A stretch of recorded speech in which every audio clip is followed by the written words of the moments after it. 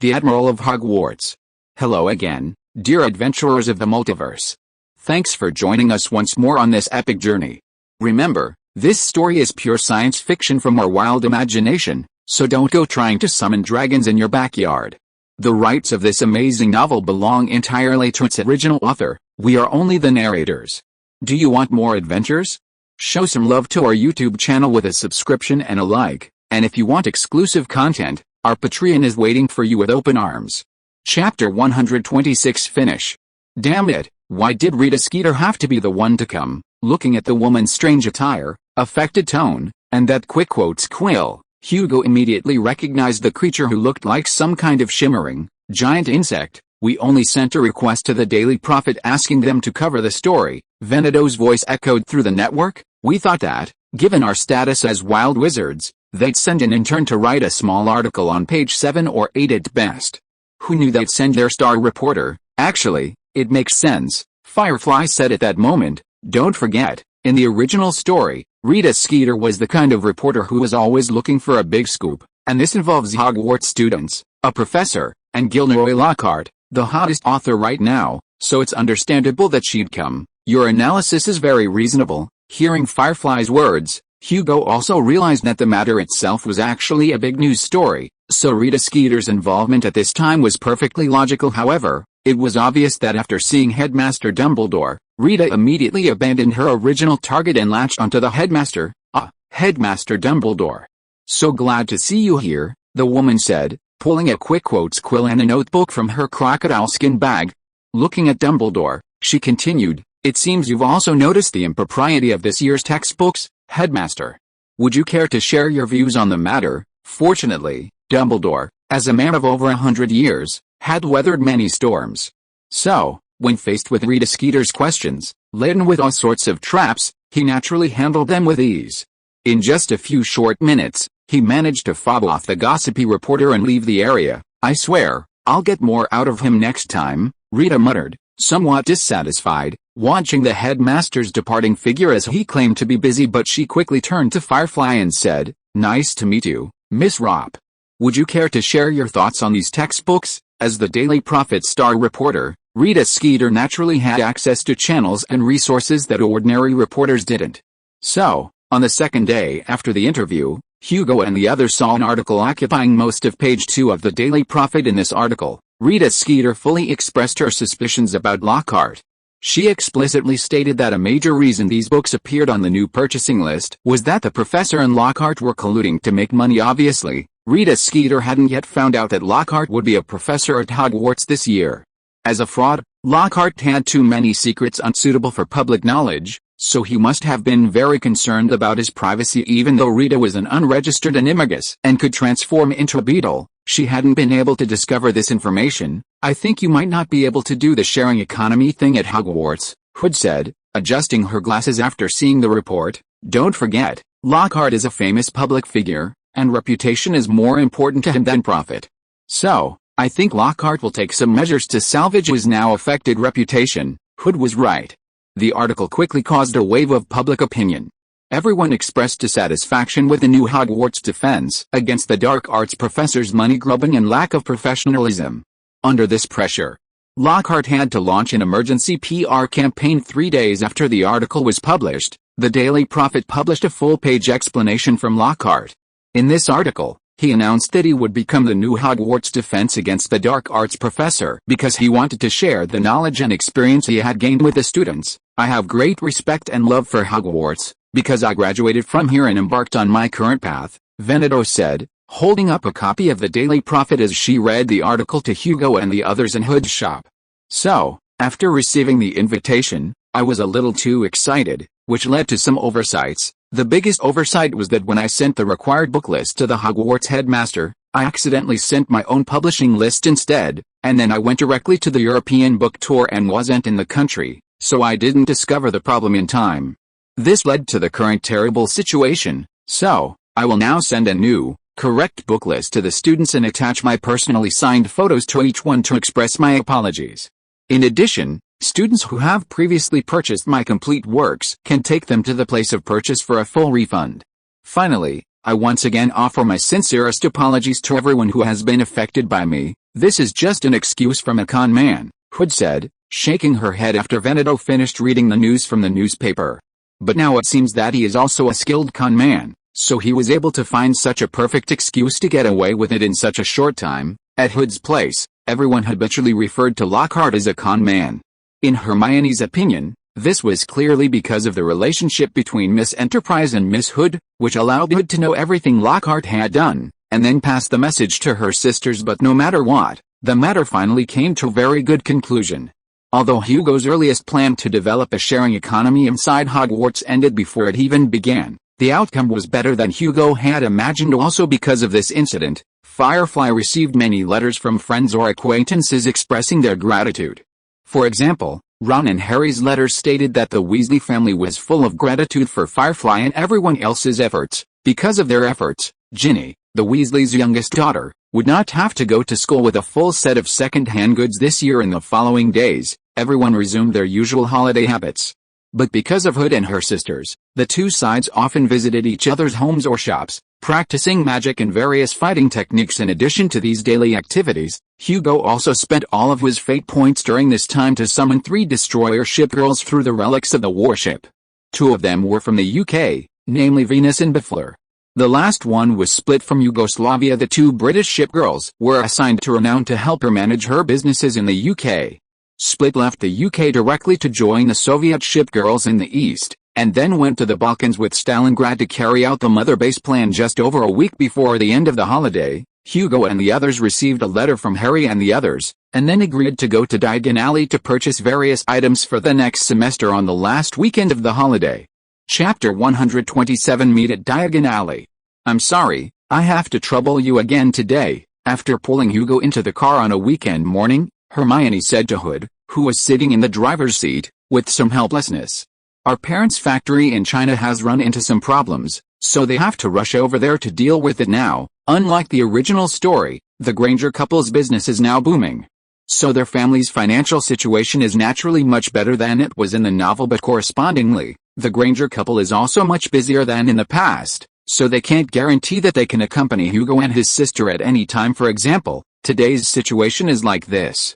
The Granger couple had originally agreed to accompany Hugo and them to purchase various school supplies, but after receiving a call from the factory last night, they had to buy plane tickets overnight, and then called Hood to ask them to help take care of the siblings for a few days before leaving early this morning. As for why they are willing to trust Hood and them, the reason is also very simple, because when Hugo and them were in school last year, the Granger couple roughly understood the Hood family's overt identity. At least someone like her, a rising star in the business world, plus having a best-selling novelist sister, is very reliable from a certain perspective. It's nothing, anyway. Veneto and Firefly are also going to buy things together. And this car has been slightly modified by me with magic. Even if everyone buys more, it can be loaded back this time, Hood said quite easily. And you can stay at our house these few days. At least it's better than staying at home. Then thank you, Miss Hood. Hugo and Hermione thanked her at the same time. After everyone arrived, they chatted and went straight to the street where Diagon Alley was located. When they arrived at Diagon Alley, the first thing Hugo had to do was to go to Gringotts Bank to exchange currency. And when they came out of Gringotts after exchanging the currency, they happened to see Mrs. and Mr. Weasley leading their large family, plus Harry, walking over from the direction of the leaky cauldron. After the two groups met, the Weasley couple entrusted the children to Hood, and then went into Gringotts to withdraw money. Without the suppression of the Weasley couple, especially Mrs. Weasley, the children immediately chatted together, expressing the excitement of reuniting after not seeing each other for a holiday. "Hey, Fred, George, how was your summer vacation?" Seeing his sister chatting with Veneto and the other girls, Hugo directly greeted the two people he had the best relationship with. "Also, those new products you mentioned, don't talk about it here." Before Hugo could finish speaking, Fred made a quiet gesture, then took him to the side with his brother, and then looked at Percy, who was about to leave to go shopping on the street, and said, "It's best not to let Percy know about these things, otherwise he will definitely report to Mom and Dad." Okay, can I ask now?" After confirming that Percy had walked away, Hugo whispered to the Weasley twins. "Especially after you asked me to specifically purchase a bunch of supplies in Hawaii, I think I should be able to understand what you have been researching recently. You actually bought all those things." Hearing Hugo say this, George's face showed a shocked expression. Actually, we only hoped that you could buy some common raw materials that are originally produced in Hawaii, and we actually planned to find someone to buy those rare things on the list in Nocturne Alley. Actually, I also felt that I couldn't afford it at first, but later we met a very good friend of Big Sisterhood, and then everyone got along relatively well. So later, I asked her to help buy the things on these lists, Hugo said, taking out a pocket from his waist that had been cast with an undetectable extension charm and handing it over. After taking the pocket, the Weasley twins immediately inspected the things inside and made corresponding evaluations. Their evaluations sounded similar to the instructions that Enterprise had given Hugo when giving him these things before. It seems that they had also done a lot of homework in this area before. Actually, what surprised me the most is that you were able to get this thing. After a simple inspection, the two took out a silver box from the bottom of the bag, and then opened the box to take out a silver wrap test tube the size of an adult male's index finger from inside. Especially the quality is so good. Through the glass on the bottle, you can see that this test tube in Fred's hand contains some sky blue liquid. These liquids are translucent and look like liquid sapphires, and even more magical is that there are wisps of white mist lingering around this test tube, looking like small clouds. This was bought by Miss Hood's friend, and the price is half more expensive than the market price of cloud whale blood, Hugo said, looking at the twins. Because you told me before to buy things of the best quality as much as possible. If you don't want to, I think I might. Willing? How can we not be willing? Fred carefully put the test tube back into the silver box and said, seriously, this level of cloud whale blood can easily sell for more than double or even triple the price in the UK. By the way, can that friend you know sell some more of these goods in the future? It is estimated that it will be very difficult to obtain similar things in the future, because Miss Halsey recently resigned from her job in the United States and came to the United Kingdom. If there are no accidents, she will settle in the United Kingdom in the future. Then the procurement of American goods may not be as convenient as it was in the United States. Oh, so that's how it is. That's really a pity. Fred shrugged after taking the bag from Hugo's hand, and then casually asked, by the way, what did this Miss Halsey do before? She was able to buy such rare top-quality cloud whale blood. She used to be an Auror in the American Ministry of Magic, Hugo said, taking a money bag from George's hand. It's just that her Auror career was a bit too stressful before, so she decided to resign this year and immigrate to the UK, preparing to find a more relaxed job to rest for a while. For Auror, no wonder she has the channels to obtain these things. George nodded when he and Fred checked these things just now. They found that most of these things were top-notch goods of their kind, and now it seems that only people like former Aurors have those channels. It would be great if we could meet her, Fred said with some regret. Even if she comes to the UK, those channels should not be abandoned. I think you should have a chance to meet her.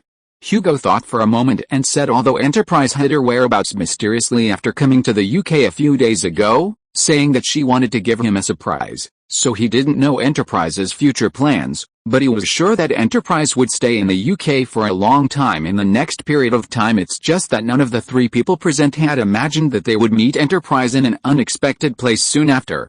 Chapter 128 Meet Hagrid.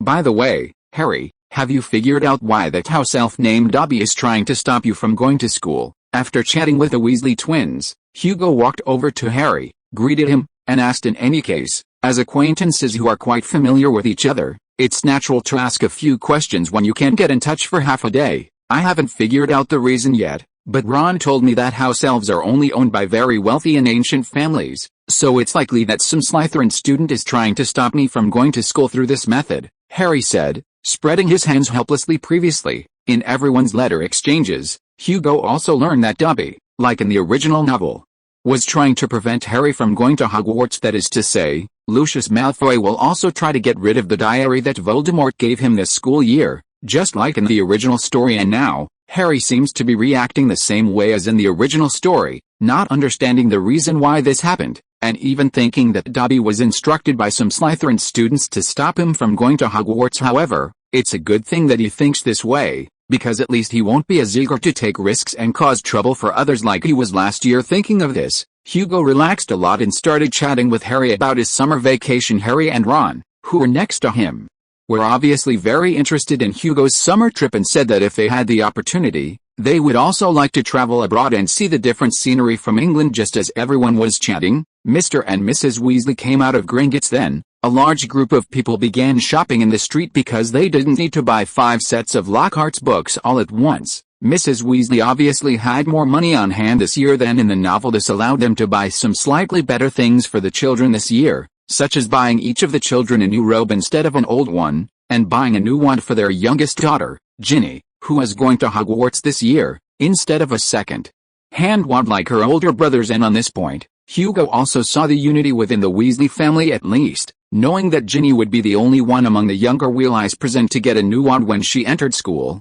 All the Weasleys present expressed their support, even Ron, who usually liked to be jealous because there were many people. The time it took for everyone to shop was also shortened a lot after all, except for things like buying clothes or ones that required the person to be present. Most of the things could actually be done separately, such as buying books, replenishing potion ingredients, or things like paper and pens. And during the shopping process, Hugo and the others also saw Hagrid and went up to greet him. After all, unlike other people, a half-giant like Hagrid was hard to ignore no matter where he appeared. Hagrid, it's nice to see you, Mr. Weasley, as a member of the Order of the Phoenix, naturally knew Hagrid, so he greeted him as soon as he saw him. Are you here in Diagon Alley to buy some things, or do you have some work to do? No, of course not work.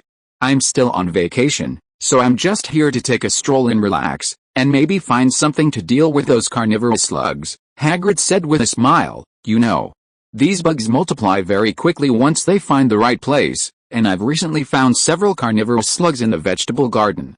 If I don't control them quickly, they'll eat all my cabbages. That sounds pretty bad, Mr. Weasley said, shaking his head.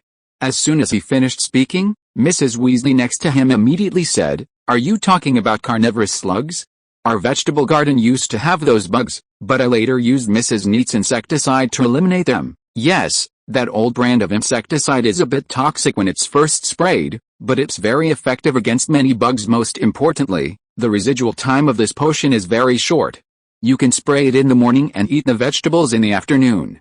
Unfortunately, this potion was discontinued 2 years ago. As someone who had been planting various plants next to his hut, Hagrid naturally encountered all kinds of annoying pests when planting those crops, so he accumulated a lot of experience in this area. It's just a pity that the most effective potion has now been discontinued, so Hagrid felt that he might need to go to Nocturne Alley to buy some illegal potions to deal with these bugs. By the way, Hagrid, how are your new books selling now? After the topic of carnivorous slugs ended, Harry couldn't help but ask Hagrid out of curiosity if he remembered correctly. Hagrid said in his letter that with the help of Miss Hood's friend, the book had been successfully printed and put on the market. It's selling so-so, but at least it's better than I imagined, Hagrid said excitedly when Harry asked about the sales of his book. 21 copies. I really didn't expect that my book would actually sell a total of 21 copies in about a month, although this number was very small, considering that Hagrid was not given any recommendations due to his identity and the first printing was only 150 copies.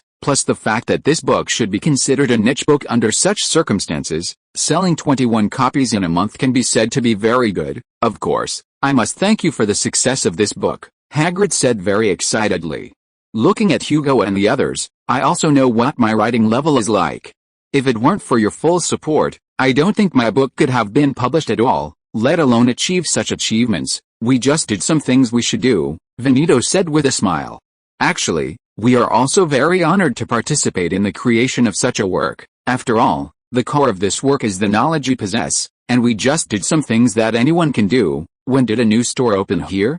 I remember there used to be a store selling drinks and alcohol here, Mr. Weasley said with a puzzled expression as everyone was chatting and preparing to leave. Then he pointed to a newly opened shop not far from the exit of Diagon Alley. It should be last month. Mr. Haunts, who used to run the store here, retired, so he sold the store to a few British people who came back from abroad. As a bachelor, Hagrid often came to this place to hang out, so he knew what happened to this store. The Renown. They opened a shop here. Looking at the blue anchor mark on the signboard, Hugo immediately recognized what this shop was all about, and then inquired through the Admiral network. Of course, we can go in and take a look later, Hood said. I remember they recently got a lot of interesting merchandise. If you are listening to this novel on a channel other than Fanfic World, it means it was downloaded and re-uploaded without effort. We warmly invite you to visit our channel, Fanfic World. There you will find the original version of this story and many other novels of various genres. We look forward to seeing you dive into a world of incredible novels. Chapter 129 Golden Harbor Grocery Store. The number of people heading to the new shop opened by the ship girls exceeded Hugo and the others' expectations. Perhaps because a sizable crowd had gathered in front of the shop, the Weasley family, who didn't have much to do, decided to join Hood and the children for a look inside. Unlike the somewhat traditional shops around it, this shop run by Indomitable and her sisters was full of steampunk style. A large number of brass pipes, valves, and gears used as decorations spun non-stop on the walls of the shop, making pleasant metallic clanging sounds, and occasionally spewing out steam of various colors. After the steam emerged from the gaps in the pipes and valves, it quickly formed items made of clouds in the air, and below these items were words composed of white mist.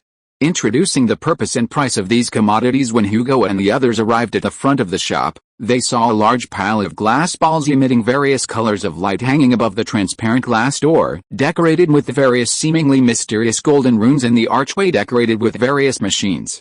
These glass balls formed the words Golden Harbor General Store. Wow, the twins exclaimed in surprise after entering the door, because this place looked just like the shop in their dreams. The customers inside the shop even made it impossible for them to squeeze to the front of the shelves, and all kinds of cardboard boxes and wooden boxes containing goods were piled up to the ceiling. These commodities are mainly daily necessities, such as insect repellent potions, special cauldron cleaners, and various daily magic potions.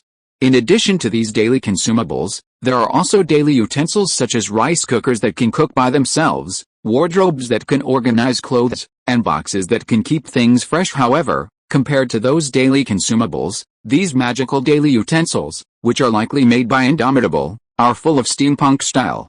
At the same time, when doing those works, they do not directly release magic power like the existing similar products in the magic world, but drive those machines to work through magic power. For example, the rice cooker that can cook by itself, which is being demonstrated on a platform surrounded by people, is like this.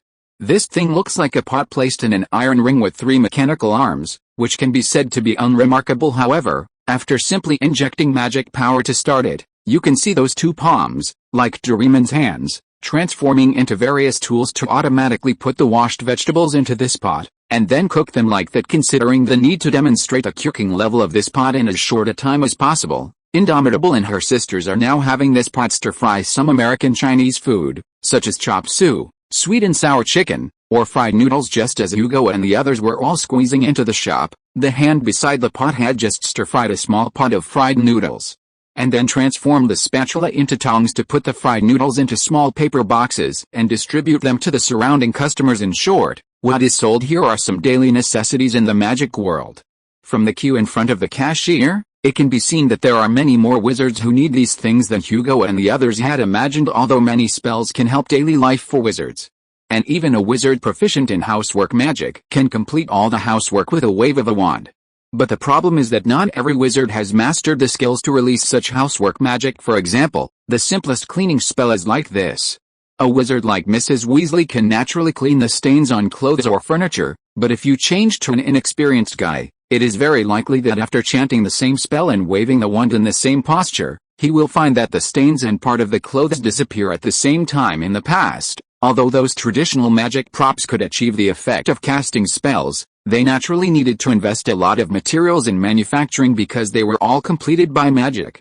In this way, it is difficult to put into practical application from the perspective of cost performance. Now, in these magic props designed by Indomitable, magic power is only used as energy and core intelligent chips, and the remaining things to be done are purely carried out by those mechanical structures.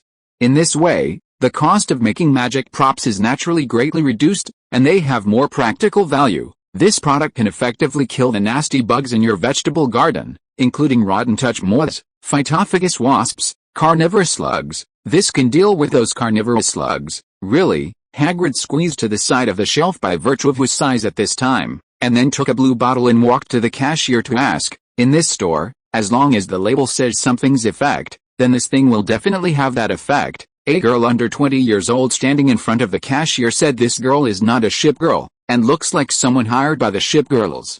If it is invalid, we guarantee a full refund. If that's the case, then give me a bottle. If it works well, I might come back to buy it again," Hagrid said, taking out 2 silver sickles from his pocket and handing them over, and said, but to be honest, your potions here are 7 nuts more expensive than similar products I bought before, but you will find that the extra money is worth it in the future." The girl put the bottle in a paper bag and handed it to Hagrid, and said, "At least compared to the original potions, our new medicine is not only more broad spectrum, but also has a shorter residual time." On the other side, the Weasley family was picking out various items they needed in front of the shelves displaying various consumables, while Hermione and Veneto and the other girls found a corner in the store to chat. Taking this opportunity, Hugo and Hood came to a corner of the store and gathered with Indomitable and her sisters. "To be honest, the shop you guys made is really good." Seeing Indomitable in a steampunk style, Hugo praised her in the first sentence. "Especially being able to open the shop to its current state in such a short period of time is a very remarkable thing. This is actually thanks to everyone's help. If it wasn't for everyone discussing what the market needed through the Admiral network before, plus the joint efforts of the compatriots and those Muggle wizards recruited by Houdini, I think we might not even be able to open the shop now. So, the opening of this shop is also a manifestation of our collective strength. By the way, how are those Voodoo Master apprentices now? They are now helping to make some commodities behind the shop. And their teacher is receiving treatment on Glorious's side," Indomitable replied. "Glorious said that she can restore this wizard to the level before he was injured by Lockhart, except for that deleted memory, but this process will take some time. It's good to be able to treat him." Hugo nodded. "By the way, how long will this process take?" 8 months to a year. After all, injuries to the soul are very troublesome." Indomitable shrugged and said, "By that time, we will be able to figure out what is going on with the magic he possesses regarding werewolf recovery." Chapter 130 Magic Potion and Classes. The reason for saving those 4 Voodoo Witch apprentices in America last time was not only due to some inherent kindness of the ship girls, but also because the other party possessed a method to transform werewolves back into humans.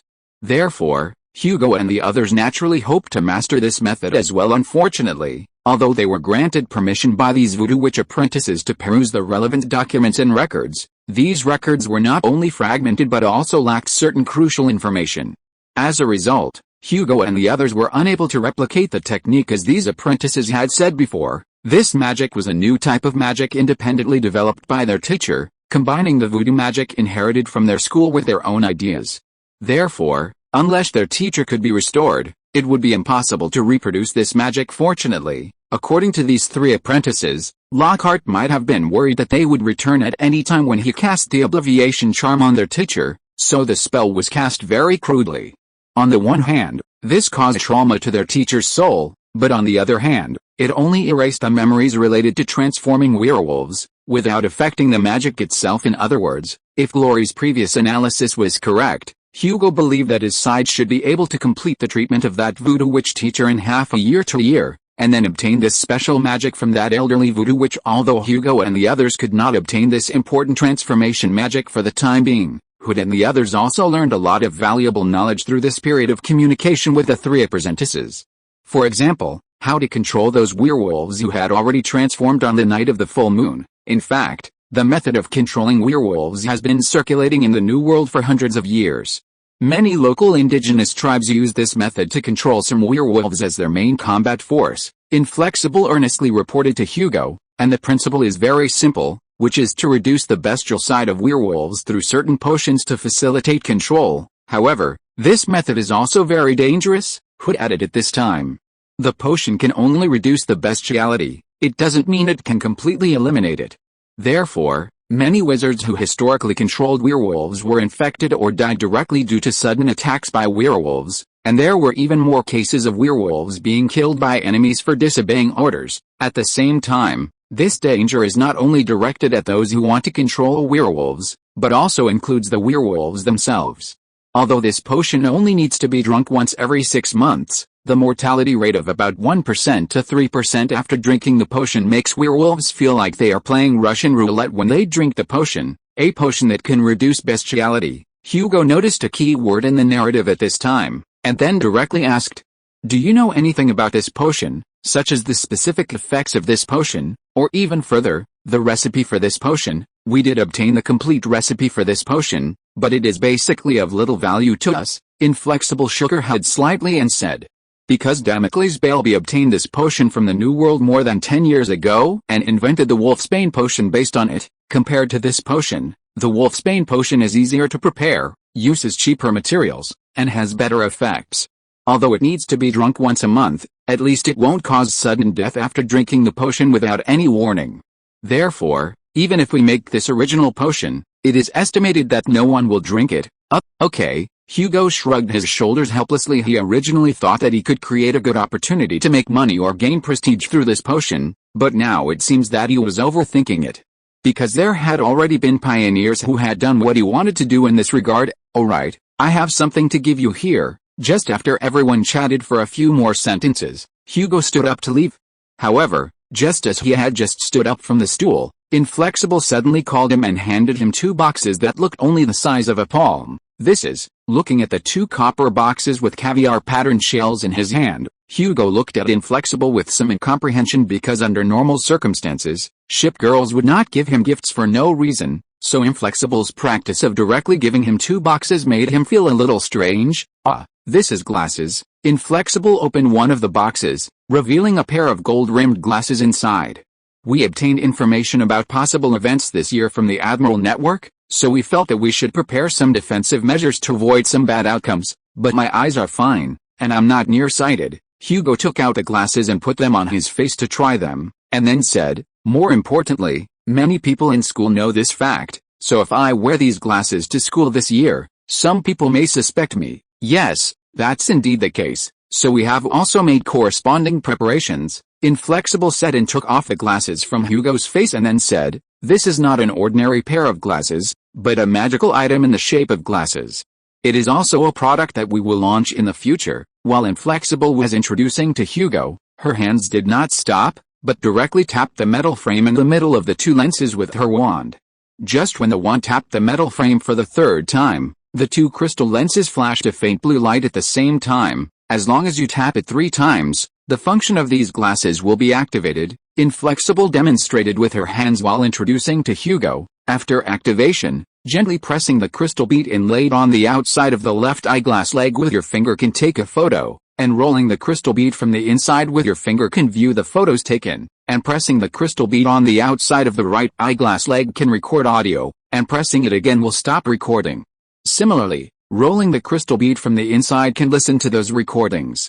These designs are conducive to recording some important knowledge points and blackboard writing that teachers talk about in class. In addition, this thing can also be used as a telescope or a magnifying glass. As long as you make the corresponding gestures in front of the lenses, you can. Listening to Inflexible's introduction, Hugo immediately understood the use of this thing. After all, the function of this thing is similar to some functions of smartphones in later generations. However, compared to smartphones, the memory of this thing is really terribly low. It can only store 50 photos and 100 minutes of recording in total, and the storage space required for recording and video cannot be exchanged for each other. After all, Inflexible had to consider the cost when making these glasses, so the performance of the raw materials limited the overall effectiveness of the items. But for Hugo, this performance was already enough. Then I will accept this, thank you. After figuring out the detailed usage, Hugo nodded to express his gratitude, then put away the 2 pairs of glasses prepared by the ship girls for himself and his sister and left this small room with Hood and Inflexible. Chapter 131 Trivia. After finishing all the shopping and saying goodbye to the Weasley family and Harry at the Leaky Cauldron, Hugo and Hermione left with Hood and the others. The only difference from when they arrived was that the Granger siblings were both wearing the glasses that Indomitable had given them at first. Hermione, having understood the functions of these glasses, was reluctant to accept this magical item, which was very valuable in her eyes. However, after Indomitable stated that the glasses were only experimental products and not a gift, but rather needed someone to help them with testing, she accepted them. After all, for someone like Hermione who loves to learn, such a magical tool that could assist in learning was something she couldn't refuse in her heart. Moreover, as Indomitable said, if such a magical tool wanted to gain widespread recognition, it was essential to find outstanding students like them to test it before its release. To get Hugo and Hermione to wear these glasses, the ship girls could be said to have put in a lot of effort. For example, they were now really planning to produce and sell these magical tools themselves at the same time. In addition to giving these glasses to Hugo and Hermione, they also selected some of the students who ranked at the top of their grades in each year to test them. It has to be said that this required them to spend a lot of money, but for the ship girls who had earned a lot of money before, this expense was completely affordable. After all, in the eyes of the ship girls, everything they owned, including their lives, was far less important than the safety of their admiral. It was also during this shopping trip that Hugo tried to use the ship girls' wealth to buy skills for himself. Unfortunately, because the process of these ship girls acquiring this wealth in the magical world had little to do with Hugo, their wealth could not be used by Hugo to exchange for skills. Hugo also specifically asked Victorious if it was possible to bypass this restriction, but Victorious regretfully told Hugo that this restriction came from his own soul, so there was no way to modify it with external force. It was like even the most skilled liar could deceive the whole world, but he could not deceive his own soul. The only thing that could be exchanged for skills was the money that Belfast earned from writing novels based on Hugo's memories through the Admiral Network, because the acquisition of this wealth could be said to have come from Hugo. But the problem was that she earned all Muggle money, so even with black market exchange, there were only about 1,000 galleons of wizarding currency that Hugo could use. Let's save this money for now, Hugo thought for a while and realized that he didn't need any ordinary skills for the time being, so on the way back to Hood's house, Hugo instructed the ship girls through the Admiral Network. After all, I'm not in a hurry to use those ordinary powers, and there's no need to risk exposing myself to exchange currency. However, apart from some setbacks in money, Hugo gained a lot in other aspects of this trip. For example, because his trip completely changed the situation of Harry and the Weasley family's preterm shopping in the original text, and changed the sales of Lockhart's works, he gained 17.5 fate points at once. But Hugo would rather not have gained so many fate points this time, because the bulk of these fate points came from him changing the fact that Ginny held Voldemort's Horcrux. Considering Dobby's previous search for Harry, Hugo can be said to have lost a very important plot advantage this year. According to everyone's analysis, the biggest possibility now is that Lucius Malfoy will still put that crucial diary into someone's luggage according to the original plan and take it to school. But unlike the original plot, this time his target should be a randomly selected unlucky student. As for why Hugo dared to be sure that Malfoy will do this, the reason is very simple, that is, Malfoy now believes that Voldemort is indeed dead, so he wants to hide it from everyone and quickly dispose of that notebook. And if he wants to ensure that there are no future troubles, sending this book to Hogwarts may be the only solution he can think of. With Lucius Malfoy's usual cautious attitude, he will definitely not risk being discovered by his former accomplices or others to throw this thing away randomly. After all, even if he doesn't know what the specific thing is in this notebook, he can still understand that this thing should be a very dangerous dark magic item. During the last period of the holiday, the Granger siblings lived with Hood and the others. It has to be said that since Renown and Repulse came, Hood's living standards can be said to be rising in a straight line. At least Hugo felt that in this respect, even house elves are not as good as the maid sisters. During this time, Hugo and Hermione previewed the second-year coursework together and learned a lot of knowledge about combat. And when sleeping at night, Hugo, who has private space, spent his time using the Admiral Network to quickly learn various knowledge and contact the ship girls through the contact. Hugo learned that in just less than a month, those newly arrived ship girls had successfully settled down in their respective selected locations and began to develop their own forces at their current footholds. The only exception was Enterprise. She kept saying that she wanted to give Hugo a surprise, so Hugo didn't know what she was doing now. In addition, those plans that Hugo formulated to infiltrate the magical world have also made new progress.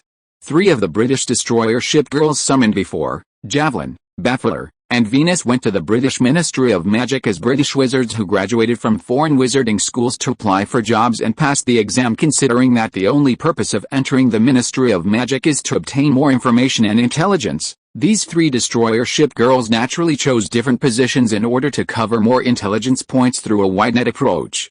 Therefore, the 3 of them naturally chose different departments. Among them, Venus chose the International Magical Trading Standards Association under the Department of International Magical Cooperation, which is the department where Percy Weasley's first job was after entering the Ministry of Magic in the original text. This department is conducive to collecting some information about the British Ministry of Magic's external exchanges. Baffler joined the Flu Network Administration. According to the conclusions previously discussed by the ship girls, it is very necessary to mix one's own people into departments related to core transportation like this, in addition to being able to open the back door in emergency situations. Monitoring this important transportation network is conducive to collecting some information that is usually difficult to access. Javelin, one of the 3, joined the most difficult department to join in the Ministry of Magic, the Auror headquarters under the Department of Magical Law Enforcement. Unlike the other shipgirls who can now directly take office and play a role in the Ministry of Magic, because Aurors need to undergo a 3-year training after joining, she cannot provide too much useful information for the time being. However, both Hugo and the shipgirls expressed acceptance of this situation, and at the same time specifically told Javelin not to worry now. During this time, just like ordinary newly hired Aurors, it is enough to complete these trainings step by step according to the rules under the circumstances that everything was going smoothly. Time finally came to the last day of August, and tomorrow was the opening day of Hogwarts. It will be on the shelves tomorrow. Please support. Chapter 132 Collision. During the last of his vacation, Hugo was unable to summon any new shipgirls, because Hood and the others had already collected almost all of the British shipgirl relics that were easy to find. Hood and the others hadn't had time to collect relics from other countries yet. So, it seemed that summoning new shipgirls would have to wait a while longer. However, apart from that, life at Hood's house was perfect. Especially after Hugo and the others summoned Renown and Repulse. For example, on the last night of their stay, Hugo and the others enjoyed a feast comparable to the Hogwarts opening banquet, or, to be precise, as a member of the Royal Navy, the head maid prepared a standard British royal dinner for Hugo. This included Windsor soup, Queen Mary salmon fillets, Prince Albert lamb chops, Strathmore-style capon, and Duchess Elizabeth strawberries. After enjoying dinner, Hugo and the others chatted in the living room for several hours, discussing many important arrangements for the new semester.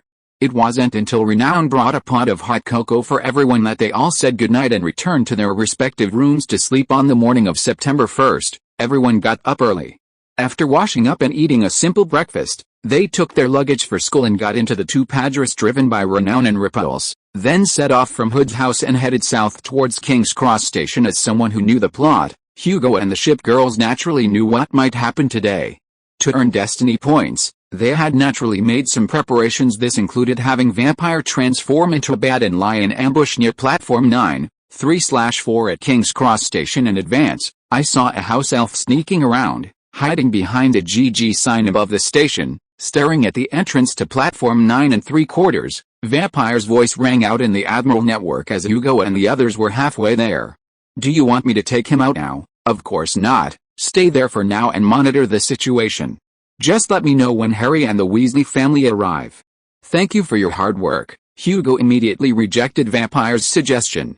After all, Dobby didn't deserve to die at this moment. He suddenly remembered that one of the important reasons why the Wheel Eyes were so late in the original Harry Potter story was that Ginny had forgotten her diary when they were about to get on the highway, so they spent a long time running back to get it. If it hadn't been for this reason, the Weasley family would have arrived at King's Cross Station much earlier. Obviously, because of Hugo's influence, Lucius Malfoy hadn't been able to take advantage of certain opportunities to give Ginny the diary that Voldemort used as a Horcrux. In that case, Ginny wouldn't have wasted so much time forgetting her notebook, so she wouldn't be in such a hurry. In other words, Harry and the others were definitely not the last people to arrive here this time, and people would continue to arrive after them. So Hugo was a little curious about what method the house elf Dobby would use to stop Harry and the others from going to school in this situation. As Hugo and the others walked into King's Cross Station, there were nearly 20 minutes left before the train departed. It was at this time that they happened to meet the Weasley family, who were also pushing trolleys and walking in from outside the station. After a brief greeting, everyone entered platform 9 3/4 in batches. However, just as Hugo and Hermione were thanking Hood for his hospitality during this time, 2 crashing sounds suddenly came from behind.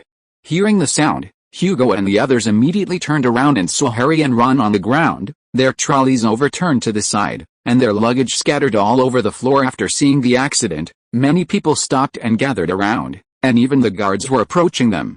Perhaps because of Hathaway's constant cries, some young people nearby began to accuse Harry and Ron of abusing animals. Hugo seemed a little surprised to see this scene. He really didn't expect the house elf to take this approach in a completely different situation, especially when Firefly informed Hugo at this time that he saw the house elf Dobby disappear directly after snapping his fingers. Obviously confident in his approach, does Dobby really have a brain? Hugo found this scene quite speechless.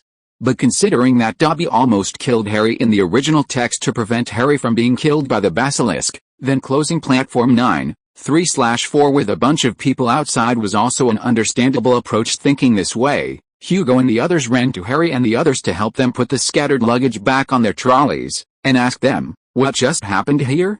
It feels like you ran straight into a wall." "Actually, we really ran into a wall," Harry whispered to Hugo. "Theoretically, we should have passed through this wall to reach platform 9, 3/4. But the result was that we just ran straight into a solid wall when we touched this platform with our trolleys." "Let me see." Hugo nodded slightly, leaned against the wall at the exit of platform 9 3/4, and knocked on it with his hand. Sure enough, the wall was now sealed off, just as Harry had said, and felt no different from the ordinary station walls. "What should we do now?" Harry turned to look at Hood nervously. At this time, an adult wizard obviously became the backbone of Harry and the others. "There are still 10 minutes before the train leaves. What if we miss the train?" "Don't worry, I think this should just be a malfunction. For a magical facility that has been in use for at least a century, I think it's inevitable." Hood hid his wand in his sleeve, tapped the wall at the entrance, and whispered to Harry. "Also, there are so many people here, you don't have to worry about not being able to go to school." After saying that, Hood first asked Veneto to prepare to block other students and parents to prevent them from running into the wall, and then led everyone away from the crowd of onlookers. "Wait here for me." After instructing everyone to wait here for a while, Hood found a deserted place and disapparated to the Ministry of Magic. 5 or 6 minutes later, with a slight crackling sound, she reappeared in that corner with a middle-aged man. "This is a staff member from the Department of Magical Transportation at the Ministry of Magic," Hood said, introducing as she walked towards the platform.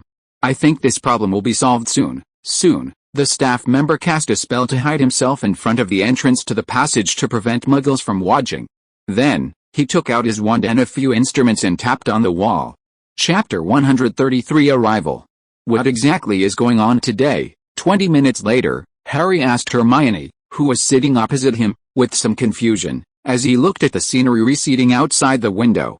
It had to be said that the magical skills of the house elves were indeed impressive, so much so that the Ministry of Magic employee and the colleagues who came to support him spent nearly 10 minutes dealing with the entrance blocked by Dobby. This also led to Hugo and the other parents and students who arrived one after another being 5 or 6 minutes late when they entered the platform. Fortunately, the Ministry of Magic officials had also notified the Hogwarts Express to delay their departure, so they didn't miss the bus. "To be honest, I'm not sure either," Hermione shook her head and said.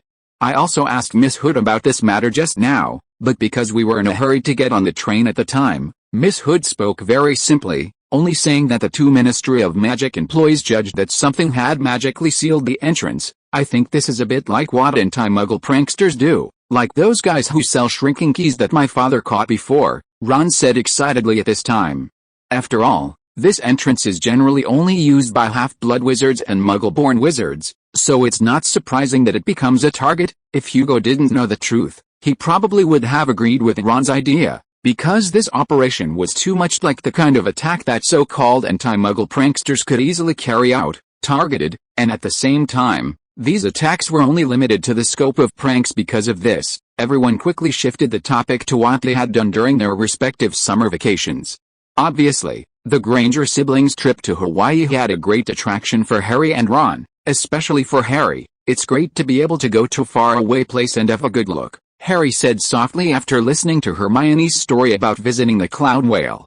"You guys are really lucky. Unlike me, I have to go back to my aunt's house every summer and spend at least a month with them." "That does sound pretty bad," Hugo shrugged, then pretended not to know anything and asked Harry, "But why don't you move out now?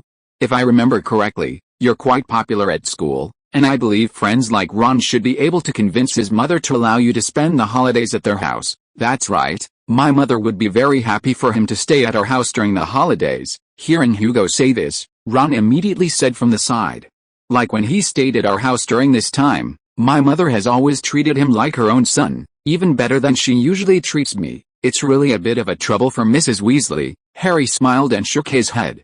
"Besides, the most important thing is that Professor Dumbledore told me at the end of last semester that my mother gave me a very important magical protection back then, and this protection must be maintained every year by living at my aunt's house for a year until I come of age. If that's the case, then I can only wish you good luck," Firefly said after hearing Harry's words, and then took a big gulp of the coke he was carrying.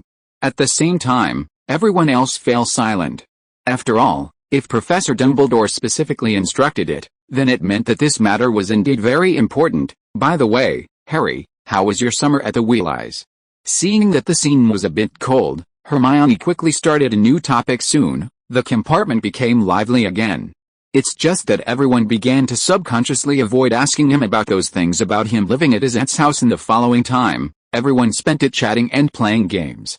Perhaps it was because all the bad luck had been used up when entering the station before, so Hugo and the others were very smooth in the following time, until night began to fall. The train will arrive at Hogwarts in 5 minutes. Please leave your luggage on the train, we will send it to the school for you. This voice echoed on the train. After hearing this voice, Hugo and the other boys looked at each other and immediately left the compartment with gentlemanly demeanor, leaving the space for the girls to change clothes. Fortunately, it was just a simple change of clothes, so after 5 or 6 minutes, they changed their clothes, and then Hermione took the lead and walked out of the compartment. After they all walked out of the compartment, Hugo and the others quickly ran into the compartment and put on their Hogwarts black uniforms. The train slowed down and finally stopped.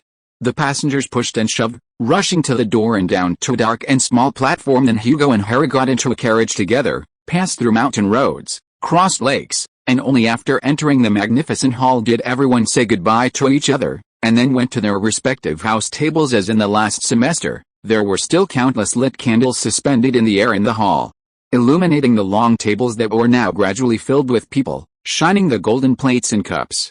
And on the ceiling that had been enchanted, you could see the stars in the night sky constantly twinkling. Just after everyone sat down, the headmaster and the faculty and staff came out from a door on the side of the platform at the end of the corridor, and then sat in their respective positions. At this moment, Hugo, who was staring at the plate thinking about what delicious food would be available at the opening banquet, suddenly felt someone shaking his arm. "Sis, what's the matter?" Hugo turned his head and looked at Hermione, who was grabbing his forearm and shaking it hard, and said helplessly, Look at the platform." Seeing Hugo turn his head, Hermione immediately put her hand in front of her and pointed to a direction on the long table where the professors were sitting, and said excitedly. Hugo looked in the direction she was pointing, and as a result, he saw Enterprise wearing a dark blue wizard robe and sitting there, between Mrs. Pants and Flitwick. Soon, Enterprise saw the Granger siblings and waved to them with a smile to say hello. "Do you guys know that new professor, Michael Corner?" Hugo's roommate sitting next to him asked after seeing Enterprise waving to the Granger siblings. "I see that you seem to have a very good relationship with that new professor. We met Miss Halsey when we were traveling in the United States during the summer vacation." Hugo turned his head and introduced to his roommate. "She is a former member of the American Magical Congress, who has solved many important cases. We met her when we were traveling and received her help." "Cool," Michael said with some excitement after hearing Enterprise's current identity. As a family with wizard parents, Michael naturally knew what an aura did. "By the way, do you know why she came to England? She talked to us about it," Hermione said at this time. She had been on the front line of the auras in the United States before, and she also solved many major cases.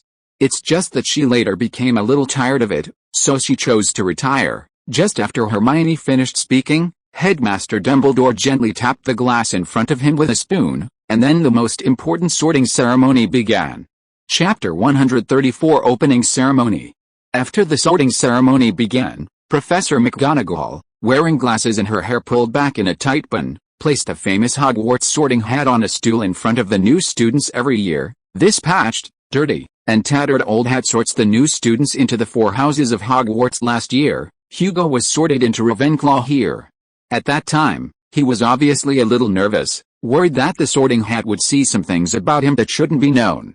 Fortunately, the Admiral Network helped him shield that part of his memory, allowing him to pass this test smoothly, and now, he could watch the new students being nervously sorted by that old hat, just like the older students from last year. On the platform behind the sorting hat, all the school's faculty members except Snape smiled at each sorted student, presumably to welcome them among the new students this year. There were several supporting characters from the original story that Hugo remembered as being very important. Just as he remembered, the red-haired Ginny and the blonde Colin Creevey were both sorted into Gryffindor, while Luna, who also had blonde hair but looked a little eccentric, was sorted into Ravenclaw. Except for the times when these relatively important characters from the original story appeared and Hugo focused his attention, he spent the rest of the time looking around the hall, trying to find the holder of Voldemort's Horcrux, who is likely to be in this very hall. Unfortunately, Whether that person really wasn't here or had only recently come into contact with the Horcrux, Hugo didn't find anyone who looked suspicious when the last girl, with short black hair, was sorted into Hufflepuff. The sorting ceremony ended. Professor McGonagall left the sorting area with the sorting hat and the small stool. Then Professor Dumbledore stood up. Although he was very old, he was still as energetic as the young people. "Welcome," Professor Dumbledore said, rising from his high-backed chair, the light from the candles on the ceiling shining on his beard. "Welcome to Hogwarts for a new school year. I am very pleased to see you all again. Before you start your meal, I have some important things to say. Of course, this is a happy occasion." Professor Dumbledore glanced at the students below and said, "This year, I am delighted to welcome 2 new teachers to our ranks. The first is Professor Lockhart. I think you already know that after receiving my invitation, he temporarily put aside his travels and agreed to my request to have him come to the school to be the Professor of Defense Against the Dark Arts." The Great Hall was filled with applause and cheers, especially from the girls, some of whom even stood up and applauded vigorously. However, Hermione and Veneto, who were next to Hugo, remained quietly seated at the table, looking at the peacock with a somewhat disdainful gaze. "Look at the professors." Hermione tugged at Hugo's sleeve at this moment. Reminded by her, Hugo noticed that the faces of the professors sitting at the long table looked a little bad. Most of them only applauded politely, and some, like Professor Snape, didn't move at all. Obviously, Lockhart, this celebrity in the magical world, was not well received by these professors. For these professors, they felt that to be a professor, one should at least look like a professor, and not maintain the appearance of a celebrity after entering the school. As for the second teacher we have appointed, Headmaster Dumbledore continued after waving his hands several times to signal everyone to be quiet. "Considering some of the accidents that occurred last year and the work of Deputy Headmistress McGonagall, I am very pleased to hire Enterprise Halsey to serve as Hogwarts Safety Officer and Transfiguration Assistant." Enterprise stood up and waved to everyone when Professor Dumbledore introduced her, just like Lockhart did. Perhaps because Enterprise's outstanding appearance as a ship girl, coupled with her age not being much older than the upperclassmen, the applause for Enterprise was not much less than that for Lockhart. "Well, I think the important things have been said," Dumbledore said after everyone finished applauding. "Let the feast begin. I wish you all a pleasant evening." As soon as the headmaster finished speaking, the golden plates and goblets in front of them suddenly filled with food and drinks. Hugo, who had been shaken around in the car all day and hadn't eaten much snacks, felt very hungry now, so he took some of the food he could reach and started eating. It was a sumptuous feast. The Great Hall echoed with laughter and the clatter of knives and forks. Everyone was sharing their experiences from the summer vacation or various interesting things they had encountered recently with their classmates. However, Hermione and Hugo were focused on eating at this time, hoping to ask Enterprise how she came to be here. After finishing their meal, when the last small piece of pumpkin pie disappeared from the golden plate, Dumbledore announced that everyone should go to bed, so Hermione and her brother immediately jumped up from their seats and headed straight for the entrance of the Great Hall. After waiting for a few seconds at the door, they quickly waited for Enterprise, who came out with a large number of students. "Congratulations, Enterprise Professor." When they went out to play together before, Hermione quickly became a close friend with Enterprise under Enterprise's conscious attempts to get closer, so after seeing Enterprise, Hermione immediately pulled Hugo forward to greet her.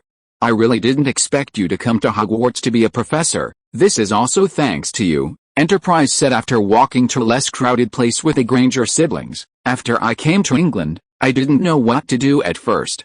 Later, when I saw the advertisement for the Defense Against the Dark Arts professor at Hogwarts on the Daily Prophet, I thought of you being here, so I applied for the job. However, I was a little late when I came, and that Lockhart had already become a professor at the school." Enterprise shrugged and said, "But when I expressed my hope to find a job at the school, the headmaster, who had carefully looked at my resume, still gave me this job." "Sounds pretty good," Hugo nodded and said. "At least in the British magical world, teaching at Hogwarts was a very good thing." "It is indeed very good, because this job doesn't require much work. Besides patrolling every night and checking the defenses of Hogwarts Castle, I only need to help Professor McGonagall prepare lessons or teach a few classes for her when she is busy, and I can enjoy the same treatment as other professors." Speaking of her new job, Enterprise seemed very happy. Of course, what she didn't say was that the happiest thing for her was to have the opportunity to be in close contact with her admiral. At least for the ship girls, this should be the most gratifying thing for them. "By the way, My office is in an empty classroom on the west side of the 4th floor of the castle. There is now a copper plate with my name on the door. At the end of the chat, Enterprise said to them when the students were about to leave. You can come there to find me when you have time. Chapter 135 Chat.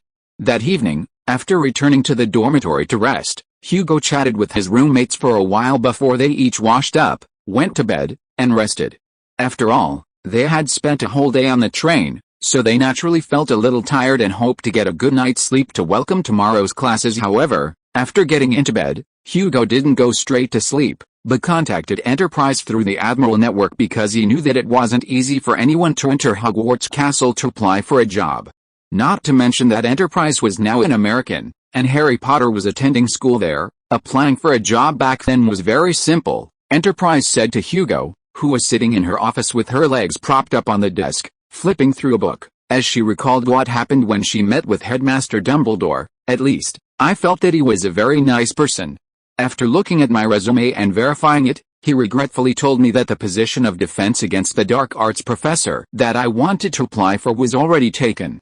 Then, he asked me if I would be willing to take on the job of school security officer. Hugo naturally knew that the reason Enterprise chose to go at that time was to avoid the curse of the Defense Against the Dark Arts position. After all, compared to face-to-face warfare, the ship girls were still somewhat wary of this kind of extremely secretive curse, especially before figuring out the principle of the curse. The ship girls would never use themselves as guinea pigs. Therefore, Enterprise's trip to Hogwarts to find a job was just a simple attempt.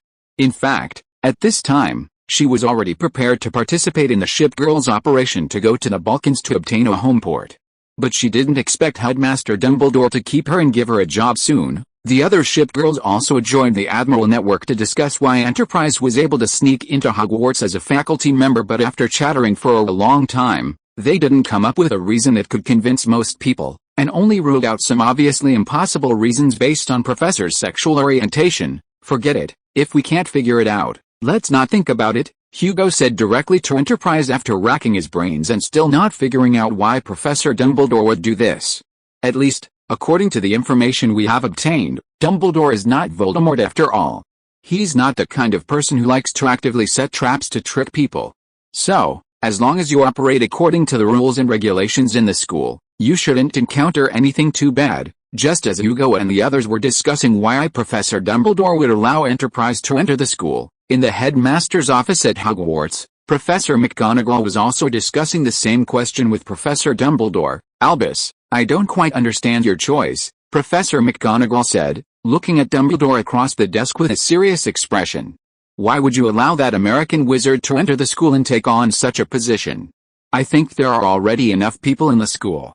There's really no need to add new staff. Minerva, take it easy, Dumbledore said gently, pressing his hands down. Do you think Miss Halsey is unsuitable for her position in any way?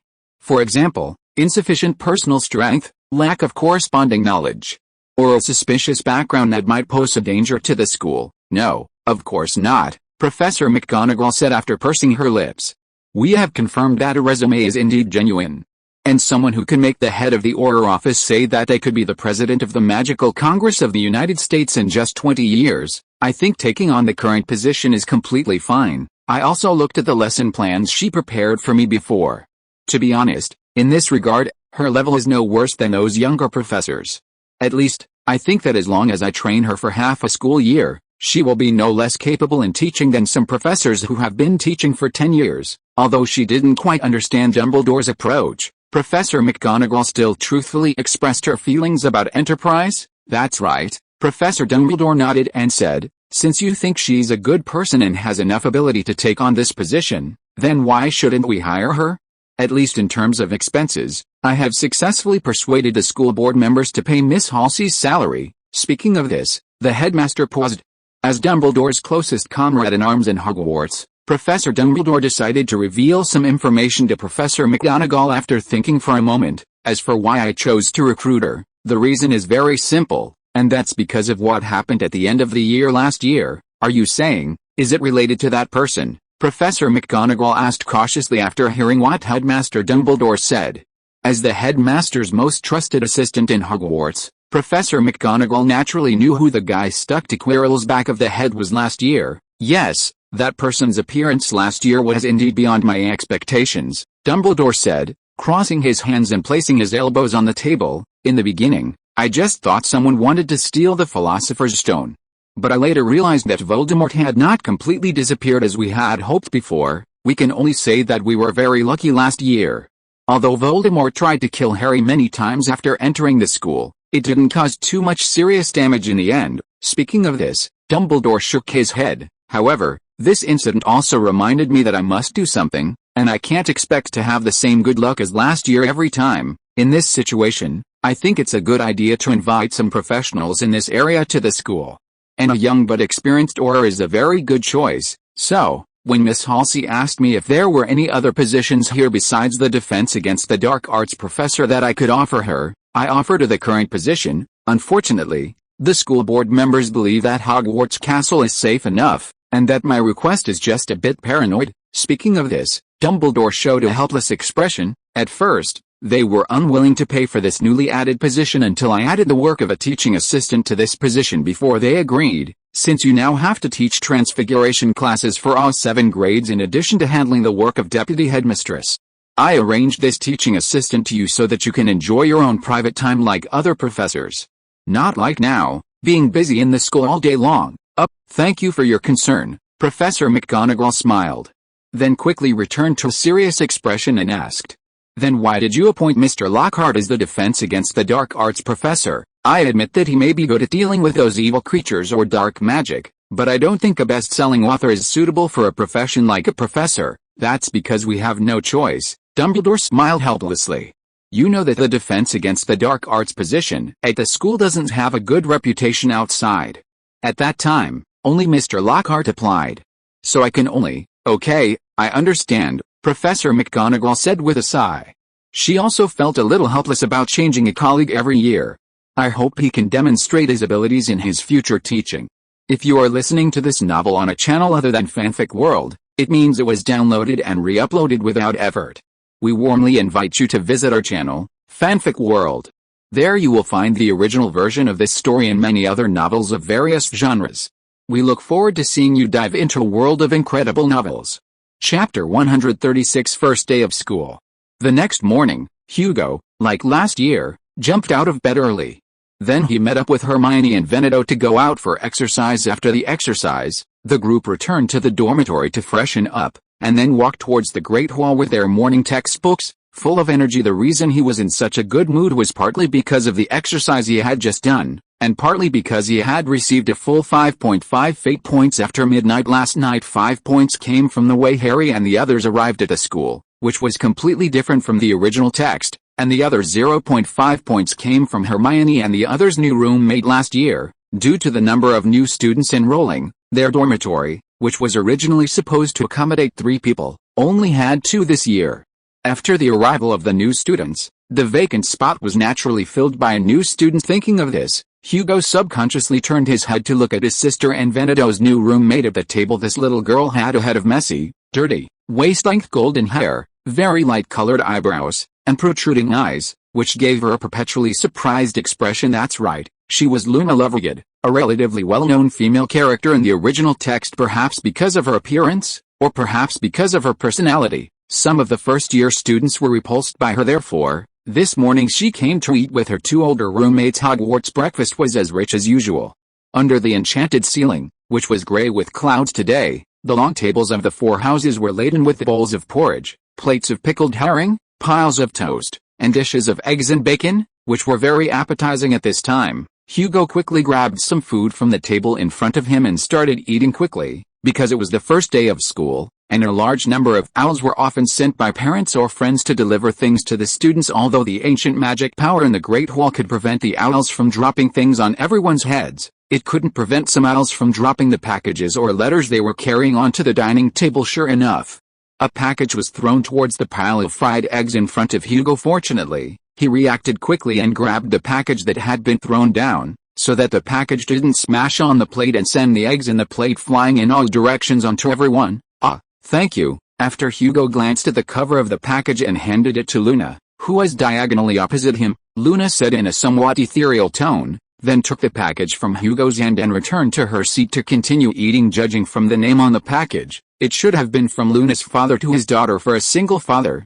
taking care of his daughter alone was no small feat, which may have contributed to Luna's current personality. Hugo felt that one of the important reasons why Luna's interpersonal relationships were somewhat poor in Ravenclaw in the original text was probably because of her appearance and her personality as a doctor in his previous life. Hugo naturally knew that it was perfectly normal for Luna, who grew up in such an environment, to have this kind of difficulty in communicating with people. However, her slightly autistic tendency, coupled with her unfocused gaze, easily led others to mistakenly believe that she liked to keep others at arm's length. At least Hermione must have misunderstood, because Hugo saw his sister frowning at Luna after this incident. From Hermione's point of view, the incident just now became Hugo helping Luna, but Luna had an aloof expression of indifference. Of course, Hermione's displeasure was also due to the strange feeling she had when she saw Luna for the first time.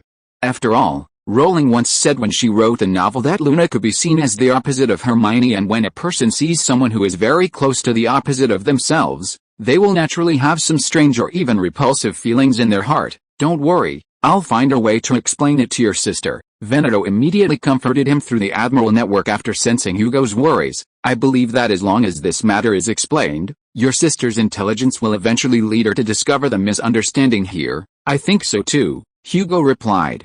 "And I think what's worth celebrating is that my sister isn't the kind of person who likes to bully others, so the campus bullying incidents that appeared in the original text shouldn't happen." "The first class's defense against the dark arts with Slytherin, which is really too bad," Hugo complained as he walked up the stairs with Hermione and the others after breakfast. For him, the first class of the semester was enough to ruin all the good mood he had when he got up this morning. Fortunately, because of what Hugo and the others had done during the summer vacation, they didn't have to carry a thick copy of Lockhart's novel and climb several floors to attend class. However, Hugo also felt that with Lockhart's showy personality, he might not honestly talk about the content of these formal textbooks because everyone didn't like Lockhart. They naturally were the last students to walk into the classroom. After entering the classroom, they found that many girls were squeezed in the front rows, chattering about something, while the boys sat there silently with some depressed expressions on their faces. It seems that femme culture has similar forms of expression in different cultural backgrounds and different eras, Hugo thought, and walked to the last row of the classroom with Hermione and the others, and then sat down in an inconspicuous corner. Not long after they sat down,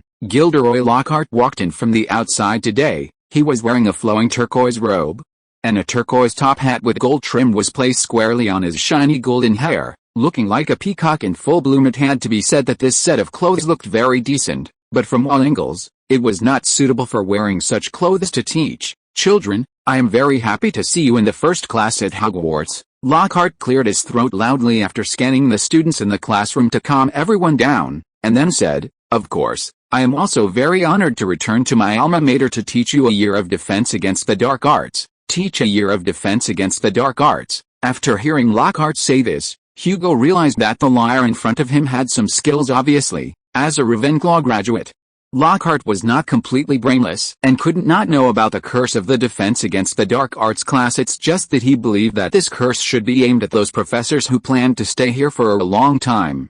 So he felt that if he only taught here for a year, the curse shouldn't do anything to him. If Voldemort's curse could be bypassed so easily, he wouldn't be called the Dark Lord. Hugo shook his head gently after roughly guessing Lockhart's thoughts. At least according to the information he had collected, Dumbledore should have done similar things, such as changing the name of the class, the location of the class, or changing professors on time. It's just that even with the headmaster's authority and the power of the castle, Dumbledore could only do his best to reduce the mortality rate of the professors in this class. Chapter 137 Lockhart and Chapter X27, S-Class. Lockhart, standing at the front of the classroom, naturally couldn't know that Hugo was pondering how miserably he would leave Hogwarts this year, so he very excitedly picked up Voyages with Vampires, which was placed on the desk of a girl in the front row, and held it up, displaying the photo of himself blinking on the cover. He pointed to his own photo, also blinking as he spoke. Gilderoy Lockhart, Order of Merlin, 3rd class, honorary member of the Dark Force Defense League, 5-time winner of Witch Weekly's Most Charming Smile Award. But I don't harp on about that. I didn't get rid of the Banshee of Bandon by smiling. He waited for everyone to cheer or laugh. But it was clear that even the students who were infatuated with him knew that this was a classroom, and it was class time, so Apart from a few fans in the front row giggling softly, the situation in the entire classroom was noticeably awkward. Alright, I see that many of you have voluntarily bought my books. So, I think we can do a simple little test now. After looking at everyone's attitude and the fact that his books had a popularity rate of less than 1/5 in the classroom, Lockhart quickly frowned, and then distributed a stack of papers to the desks in front of everyone. The Ravenclaws and Slytherins present were all shocked when they received the papers, because the questions on them were like this: 1. What is Gilderoy Lockhart's favorite color? 2. What is Gilderoy Lockhart's secret ambition? 3. What do you think is Gilderoy Lockhart's greatest achievement to date? And so on. A full 3 pages, with the last question being 54. What is Gilderoy Lockhart's birthday? What is his ideal birthday gift? While directly extracting the corresponding knowledge from the Admiral network to fill in the blanks, Hugo deeply sympathized with the upperclassmen who would be taking the ALS and NEWT exams this year if their self-study abilities weren't particularly good. Their defense against the dark arts grades this year might be extremely bad. Half an hour later, Lockhart collected the test papers, flipping through them in front of the whole class. Tisk, almost no one remembers that my favorite color is lilac. I mentioned it in Year with the Yeti. Also, I suggest you all read Weekend with a Werewolf. I clearly stated in Chapter 12 that my ideal birthday gift is harmony between all magical and non-magical people, but I wouldn't refuse a large bottle of Ogden's Old Fire whiskey. Speaking of this, Lockhart winked playfully at them again. However, the vast majority of Slytherin and Ravenclaw students present looked at him with expressionless faces. Among them were many young wizards sitting in the front row of the classroom who had previously bought his complete works. Well written, Mr. Granger. You actually remembered that my secret ambition is to eliminate evil in the world and sell my own line of hair care products, Lockhart said somewhat excitedly. I think this paper deserves 100 points, so I'm now going to add 5 points to Ravenclaw. How did you do that? Hermione, who was sitting at the same desk as Hugo, poked his arm and asked as Professor Lockhart walked back to the podium. I can't believe you could remember so many of his self-aggrandizing words. I almost threw up when I saw those parts. You'll find some extra knowledge when you endure the urge to vomit while reading those words. Hugo shrugged and said, for example, when he wrote about his ideal birthday gift, he mixed in some comments about Wolfsbane potion, which contained valuable descriptions of a werewolf state after drinking Wolfsbane potion. Perhaps because this was the first class after arriving at school, Lockhart didn't bring Cornish pixies here to demonstrate for everyone. Instead, he used his own novels as a template to talk about the knowledge of facing banshees. Although from Hugo's point of view, he was just selecting a part from the book and reading it out, it was enough for the second-year students in the classroom to have a relatively rough understanding of banshees, these evil magical creatures, after safely spending the first class of the semester. Hugo and the Gryffindor students took a transfiguration class together. In this class, Professor McGonagall didn't teach any new content, but instead gave a review class to review the content of the previous semester, asking everyone to turn beetles into buttons. Hugo was the first to successfully turn a beetle into an engraved silver button, and therefore earned 5 points from Professor McGonagall. But the situation of others was a bit bad. For example, most of the Gryffindor students turned out buttons with wings or 6 legs, and there were even people like Harry or Ron who only let the beetles exercise. This naturally made Professor McGonagall a little unhappy, especially when almost all of the Ravenclaw students had completed the transformation before the end of class. So, after the end of class bell rang, Professor McGonagall asked those students who had failed to complete the transformation to write a 2-foot-long essay on beetle transformation and hand it in next class. This led to the fact that even sitting at the Ravenclaw table during lunch, you could hear the complaints coming from the Gryffindor long table. After all, having to write a 2-foot-long essay at the beginning of the semester meant that the idea of wanting to rest was completely shattered for many people. What class do we have this afternoon? After drinking a mouthful of cream soup stewed with mushrooms and bacon, Hugo turned his head and asked Veneto, who was sitting next to him. You clearly have a timetable yourself, Veneto complained, then took out a folded timetable from his pocket and glanced at it. This afternoon we have a herbology class, again with the Slytherins. Then the last class is free, allowing us to arrange our own affairs. When mentioning having class with the Slytherins, Veneto revealed an unhappy expression. Although the relationship between Ravenclaw and Slytherin wasn't as bad as the relationship between Gryffindor and Slytherin, there were even some cross-house friends. But for students like Hugo and them who came from non-wizarding families, taking classes with the Slytherins was always a not very comfortable thing. When it came to the afternoon, everyone went to the greenhouse together after a year of learning last year. Professor Sprout finally allowed them to enter Greenhouse 3, unlike Greenhouse 1 where they studied last year. The plants in Greenhouse 3 were more interesting and more dangerous. Professor Sprout took a large key from his belt and opened the door. A damp smell of soil and fertilizer wafted over them, mixed with some very pleasant plant scents. Soon, everyone discovered that this fragrance came from several small trees planted in flower pots in the corner of the greenhouse, with feathery leaves and barrel-shaped trunks. Gentlemen, ladies, stay away from the dormitory fern until you're properly protected. Seeing several students wanting to get closer to smell the fragrance of these small trees, Professor Sprout immediately said loudly, "The plants in this greenhouse are more dangerous than the plants you encountered last year, so you should try to stay vigilant during class." Chapter 138 Herbal Medicine Class. After Professor Sprout said that, everyone showed vigilant expressions and subconsciously moved away from those plants. When everyone had walked to the center of the greenhouse, Professor Sprout was already standing behind a workbench in the middle of the greenhouse, waiting for them, and on the bench were 2 rows of glasses with silvery reflective lenses. Seeing that everyone was in their seats, Professor Sprout said, "Today we are going to repot the dormant ferns. Now, who can tell me what the characteristics of the dormant fern are?" As soon as she finished speaking, Venetia raised her hand first. After receiving permission, she lowered her arm and said to Professor Sprout, "Dormant fern, also known as dancing fern, fairy light fern, is a plant with extremely strong hypnotic abilities. Their spores, after being processed, can be used in the preparation of various potions." "Very good, 10 points to Ravenclaw," Professor Sprout said. Dormant ferns are an important component of most potions related to sleep or tranquility. But it is also a relatively dangerous magical plant. "Who can tell me why?" Hermione raised her hand quickly at this moment, and after Professor Sprout nodded, she said, "Because the spores on the back of this plant's leaves emit light of a certain special frequency, and people who see those lights may fall into deep sleep. If they cannot be woken up in time, they may die of dehydration or starvation." "Absolutely correct. Another 10 points, Professor Sprout said. "Of course, there are so many of us here today, so there is absolutely no need to worry about not waking up.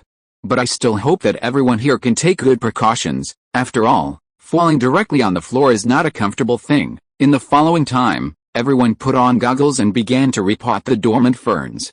Compared with the mandrakes that the Gryffindors needed to repot in the morning, these dormant ferns only had leaves that would shake, so the difficulty of the work was slightly easier. However, the degree of ease was only a little bit, because these dormant ferns looked like sago palm seedlings about 1.5 meters tall, and they were not light.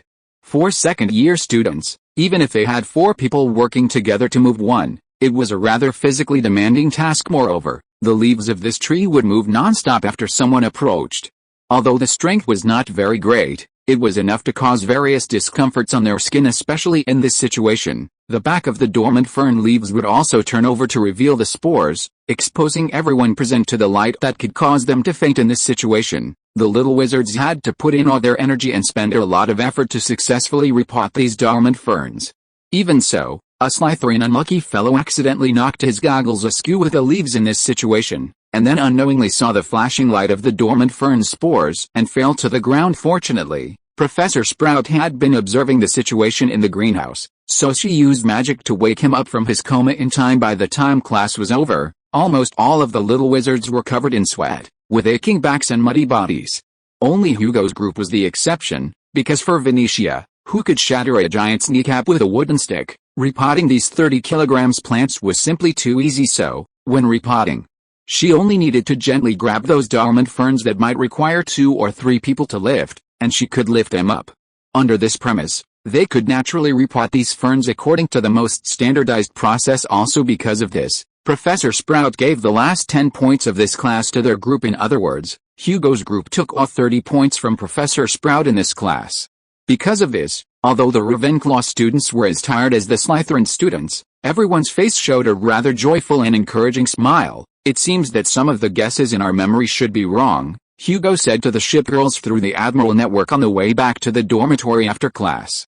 For example, the statement that the mandrakes introduced this year are to facilitate rescue after students are petrified by the basilisk, because he learned during lunch that Professor Sprout would take out some dangerous plants for everyone to get close to in the first class of each second year, and through this method, let the students understand the dangers of some magical plants. so as to carry out the teaching work in the next stage. So it is not so strange that mandrake seedlings appear in the classroom. At least a 6th-year senior told him at noon that he also did the work of repotting mandrakes in the first herbology class of his 2nd year. It's just that because mandrakes are relatively rare, these plants do not appear in the classroom every year. That's normal. Firefly's voice rang in the Admiral network. Professor Dumbledore is, after all, a qualified headmaster of a magic school, and also a very experienced old wizard. So how could he put all the teachers and students of the school in a fatal crisis in order to train Harry? While chatting, Hugo and the others returned to the castle to prepare to go to Ravenclaw Tower. As a result, on the way, they unexpectedly found many 2nd-year Gryffindor students running down the stairs in a mess, looking as if they were fleeing for their lives. What happened on your side? Seeing Harry and Ron rushing down from upstairs, Hermione stopped them and asked in confusion, I remember you should be in defense against the dark arts class now. Why do you look so embarrassed now, as if you have been around in the Forbidden Forest? Actually, there is no difference between being in the Forbidden Forest. No, it should be said that it is worse.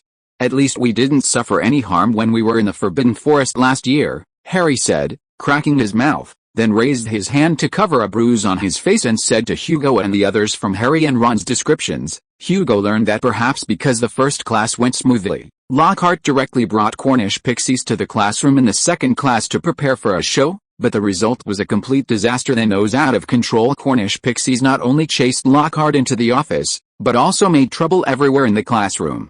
They either grabbed all kinds of things and smashed people, or tried to destroy everything they could see. Fortunately, Professor Halsey was passing by our classroom door at the time, so after hearing the noise, he directly came in and used a spell to fix all those troublemakers in the air, and then put them back into the cage. Otherwise we would have been in big trouble today. When he recounted the end, Ron's eyes showed a color of admiration. Compared to Lockhart, Professor Halsey can be regarded as a real professor. You are right, Lockhart is not worthy to be a professor at all. Harry and Ron's narration immediately aroused Hermione's resonance. In my opinion, any faculty member in this castle is stronger than Lockhart in defense against the dark arts. Chapter 139 Night Action. That afternoon, Hugo and his friends spent almost all their time in the library. Besides doing homework, they also needed to use the knowledge in the library to preview all the courses for the week. Therefore, by the time they left the library, there wasn't much time left before curfew because previewing a week's worth of courses wasn't easy. Even though they only completed less than half of their plan today, they still felt a little tired. So, after chatting for a few words, they quickly ended the conversation and returned to their respective bedrooms to wash up and rest. Just as Hugo finished washing up and lay down on his bed, his roommate Michael Corner walked in from outside. Then, looking at Hugo, who was half lying on the bed, he asked, Hugo, did you see the new notices posted on the bulletin board downstairs today? The Ravenclaw Quidditch team will be holding tryouts this Saturday. Sounds good. I remember you were praised by the professor in flying class last year. Hearing his roommate say this, Hugo immediately understood why a group of Ravenclaw students had been surrounding the bulletin board. But I guess I can only be a spectator on the ground, cheering you on. After all, you know my performance in flying class last year was limited to being able to fly. Sorry, Corner smiled a little embarrassedly. He suddenly remembered that Hugo's performance in flying class was also limited to being able to fly, far from being skillful. By the way, where's Miss Veneto? Soon, Corner changed the subject and said. The scene of her taking down the troll last year was really amazing, and she flew well in flying class too. I think with her strength as a beater, then I believe that before a game is over, our opponents might not have anyone left. Hugo interjected, I think if you can use an ordinary wooden stick to shatter a troll's hard kneecap, then when she swings the bat, she should be able to easily break the bones of those participants with a quaffle. What you said, that's indeed quite possible. Thinking about how easily Veneto had taken down the troll last year, Corner shivered as if he had been blown by a cold wind. After all, Quidditch is just Quidditch, and it's not worth it to lose lives for this kind of thing. Especially since there have been unfortunate victims who died in competitions in the history of Quidditch and its predecessor flying sports. Next, everyone quickly turned the topic back to their respective vacation lives. Michael Corner was very interested in the fact that Hugo and his friends were able to go to Hawaii for vacation, and as a result, the late-night talk lasted until 10:30 p.m. Perhaps because they had been chatting for a long time, Michael Corner quickly fell into a dream after ending the conversation around 12 o'clock at night. Hugo quietly climbed out of bed and tiptoed into the common room. After he entered the common room, he found that it was quiet, and only Veneto was sitting on a sofa in the corner of the common room with ginger and fish cakes, waiting for Hugo. "Is my sister asleep now?" Hugo asked after seeing Veneto sitting there. "Hermione is already asleep, and in order to prevent her from discovering our actions, I also sprayed some calming potion that Unyielding gave me in the dormitory before I came," Veneto replied. "Of course, the hypnotic function of that potion is just a side effect. The real function is to put people into a state of deep sleep. So, not only is it not harmful to the body, but it also makes people more energetic than usual when they wake up the next day." Knowing that Hugo was worried about his sister, Veneto explained the effect of the potion to Hugo. "If that's the case, then that's great," Hugo nodded and said, then walked out of the common room with Veneto. Then, they went straight to the room of requirement on the 8th floor along the corridor. The reason for choosing to go to the room of requirement was also very simple. That is, after not knowing who exactly has Voldemort's Horcrux notebook this year, Hugo decided to take Ravenclaw's diadem out of the room of requirement first to avoid some unexpected situations. Of course, this preparatory work was prepared after Hugo and his friends went shopping with the Weasley family before. Although the ship girls didn't think that Voldemort's Horcruxes would bring them any bad results, however, at Hugo's strong request, Unyielding and St. George still specially made some targeted props for this kind of thing. Soon, the two of them avoided the professors patrolling at night and came to the entrance of the room of requirement on the 8th floor. Then Hugo walked 3 times in front of that wall, thinking about needing a place to hide things in his mind. Then Veneto stepped forward and yanked open the door of the room of requirement and walked in. What appeared in front of Hugo and his friends was a room as large as a cathedral, filled with a strange city made up of items hidden by generations of Hogwarts people. Because it was night, those piles of debris looked gloomy, like ghostly claws reaching into the sky. "This is simply a treasure trove." Veneto looked at the hats, jewelry, cloaks, and a few pieces of what looked like dragon eggshells piled together and said, "I've decided to come here whenever I have time in the future to see if there's anything good." "You're right, this is indeed a treasure trove. But it's also full of dangers." Hugo glanced at a few glass bottles flashing with evil light and a large blood-stained axe and said, "But whether it's a dangerous zone or a treasure trove, let's put it aside for now. Today we're here to find the diadem." Because they knew some important information, they quickly found the diadem using the giant troll specimen as a landmark. An ugly bust was placed on a crate, and the diadem was worn on the head of this ugly old wizard statue, which was rusty over and all. If you didn't say it, you wouldn't be able to tell that this was the treasure left by Ravenclaw, one of the 4 giants. It seems that Voldemort hid each Horcrux with different characteristics, so as to prevent someone from analyzing his habits and wiping out all the Horcruxes in one fell swoop. The diary was placed on the surface for causing trouble. Harry was just an accident. The locket and the resurrection stone ring used a series of evil mechanisms to hide. The golden cup and the diadem were mixed with a large number of similar things. It was pure concealment. Nagini was a living thing, which was a blind spot in many people's thinking. So the diadem's hiding in the pile of debris was also intentional by Voldemort, and this kind of hiding was very successful. Even Dumbledore didn't analyze that this thing was hidden there in the original text. If it weren't for Harry's protagonist Halo, he had accidentally seen this diadem. It is estimated that no one would have thought that this thing was hidden there. "You step back a little first," Veneto said to Hugo, then took out a pair of silver-white gloves and a silver-white box from the ship's equipment space. These boxes have mysterious patterns and emit a soft white light to the surroundings. Even 2 or 3 meters away, Hugo could feel the holy taste contained in these white lights. Chapter 140 Crown. "This is a magical item jointly created by Indomitable and St. George," Veneto said while putting on her gloves. "According to their previous statements, considering certain characteristics of that person's Horcrux, both of these items are made of silver treated with holy light, and multiple magical raw materials have been added, which can produce obvious suppression effects on all dark objects." After speaking, Veneto used her gloved hand to gently poke a few patterns on the box in her hand in a certain pattern. After Veneto pressed the last pattern, the entire box made a clicking sound. Then, the lid of the box popped open, revealing the inside. Unlike the somewhat crude surface of the box, the inside of this silver box has countless golden runes appearing and disappearing.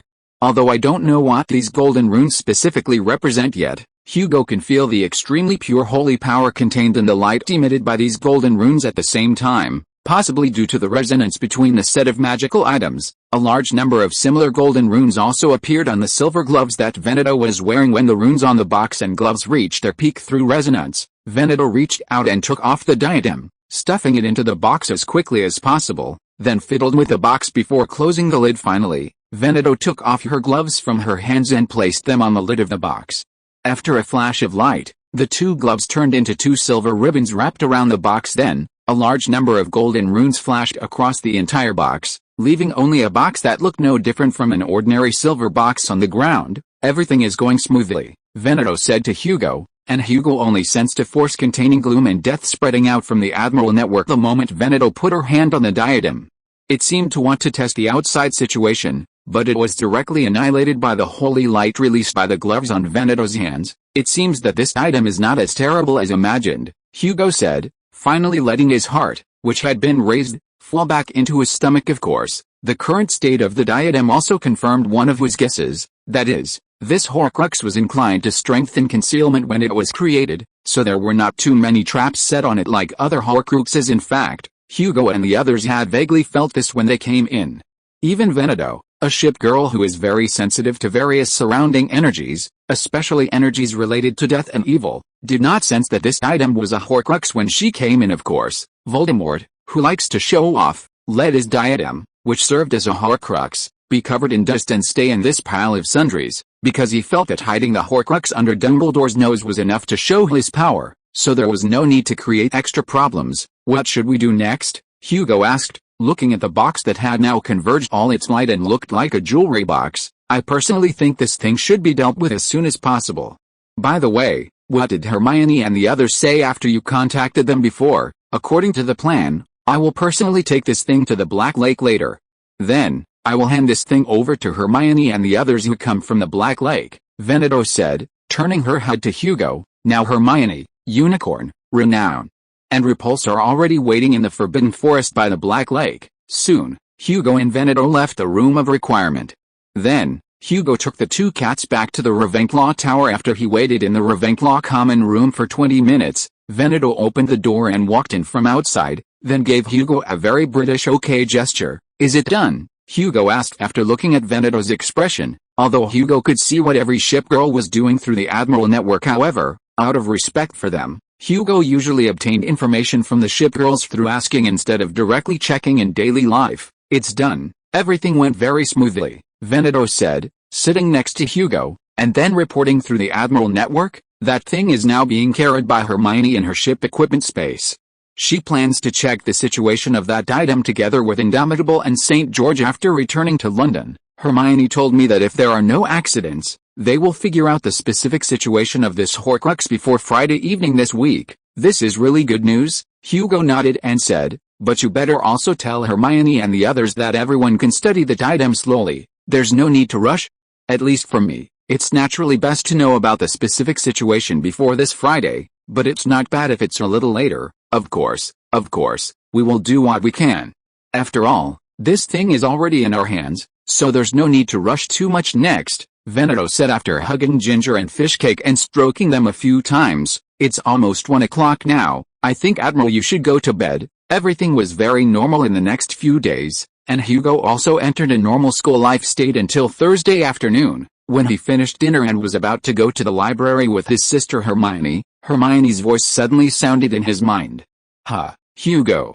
We have completely figured out the problem with the diadem." Next, in the library, Hugo pretended to be reading while listening to Hermione's inspection report on Voldemort's Horcrux. According to Hermione, through inspection, Indomitable discovered that the so-called Horcrux was actually no different from the life box that has always been circulating in the magical world, both of which are just ways to cut off a part of one's soul to save one's life and choose an opportunity to resurrect. It's just that compared to life boxes, Horcruxes are simpler to make and more evil.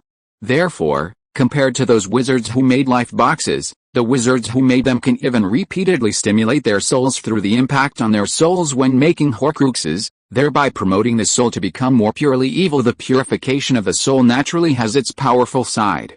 For example, after the soul turns to pure evil, this person will definitely be able to surpass all others in the learning and mastery of dark magic. In addition, this pure magic is much more powerful than ordinary magic in many ways. Of course, this method is not without any flaws. Not to mention the irreversible damage caused by repeatedly cutting one's soul. It is bad enough that a large number of spells cannot be used after the soul turns to pure evil, not to mention that the soul in the Horcrux has a certain self-awareness. Once the main soul is weak, those Horcruxes are likely to turn against the guest and devour the owner of the Horcrux. This does sound like a very bad magic, Hugo sighed after listening to Hermione's introduction.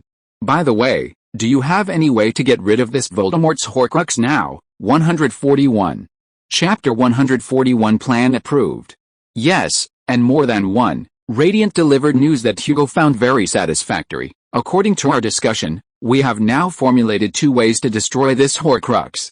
The final decision on which method to choose will be yours, and we will execute it according to your orders. Radiant then explained the solutions they had discussed. The faster of the 2 methods was to have St. George receive Radiant's blessing and then directly shatter the diadem with a single strike once the object it relies on is lost. The fragment of Voldemort's soul connected to it will also be destroyed. The entire process can be said to be very simple and straightforward. If we use this method, we can get it done in 10 minutes, St. George chimed in through the Admiral network, because after being blessed by Radiant, my sword will be no less powerful than the sword of Gryffindor after absorbing the basilisk's venom. So I guarantee a single strike will solve the problem.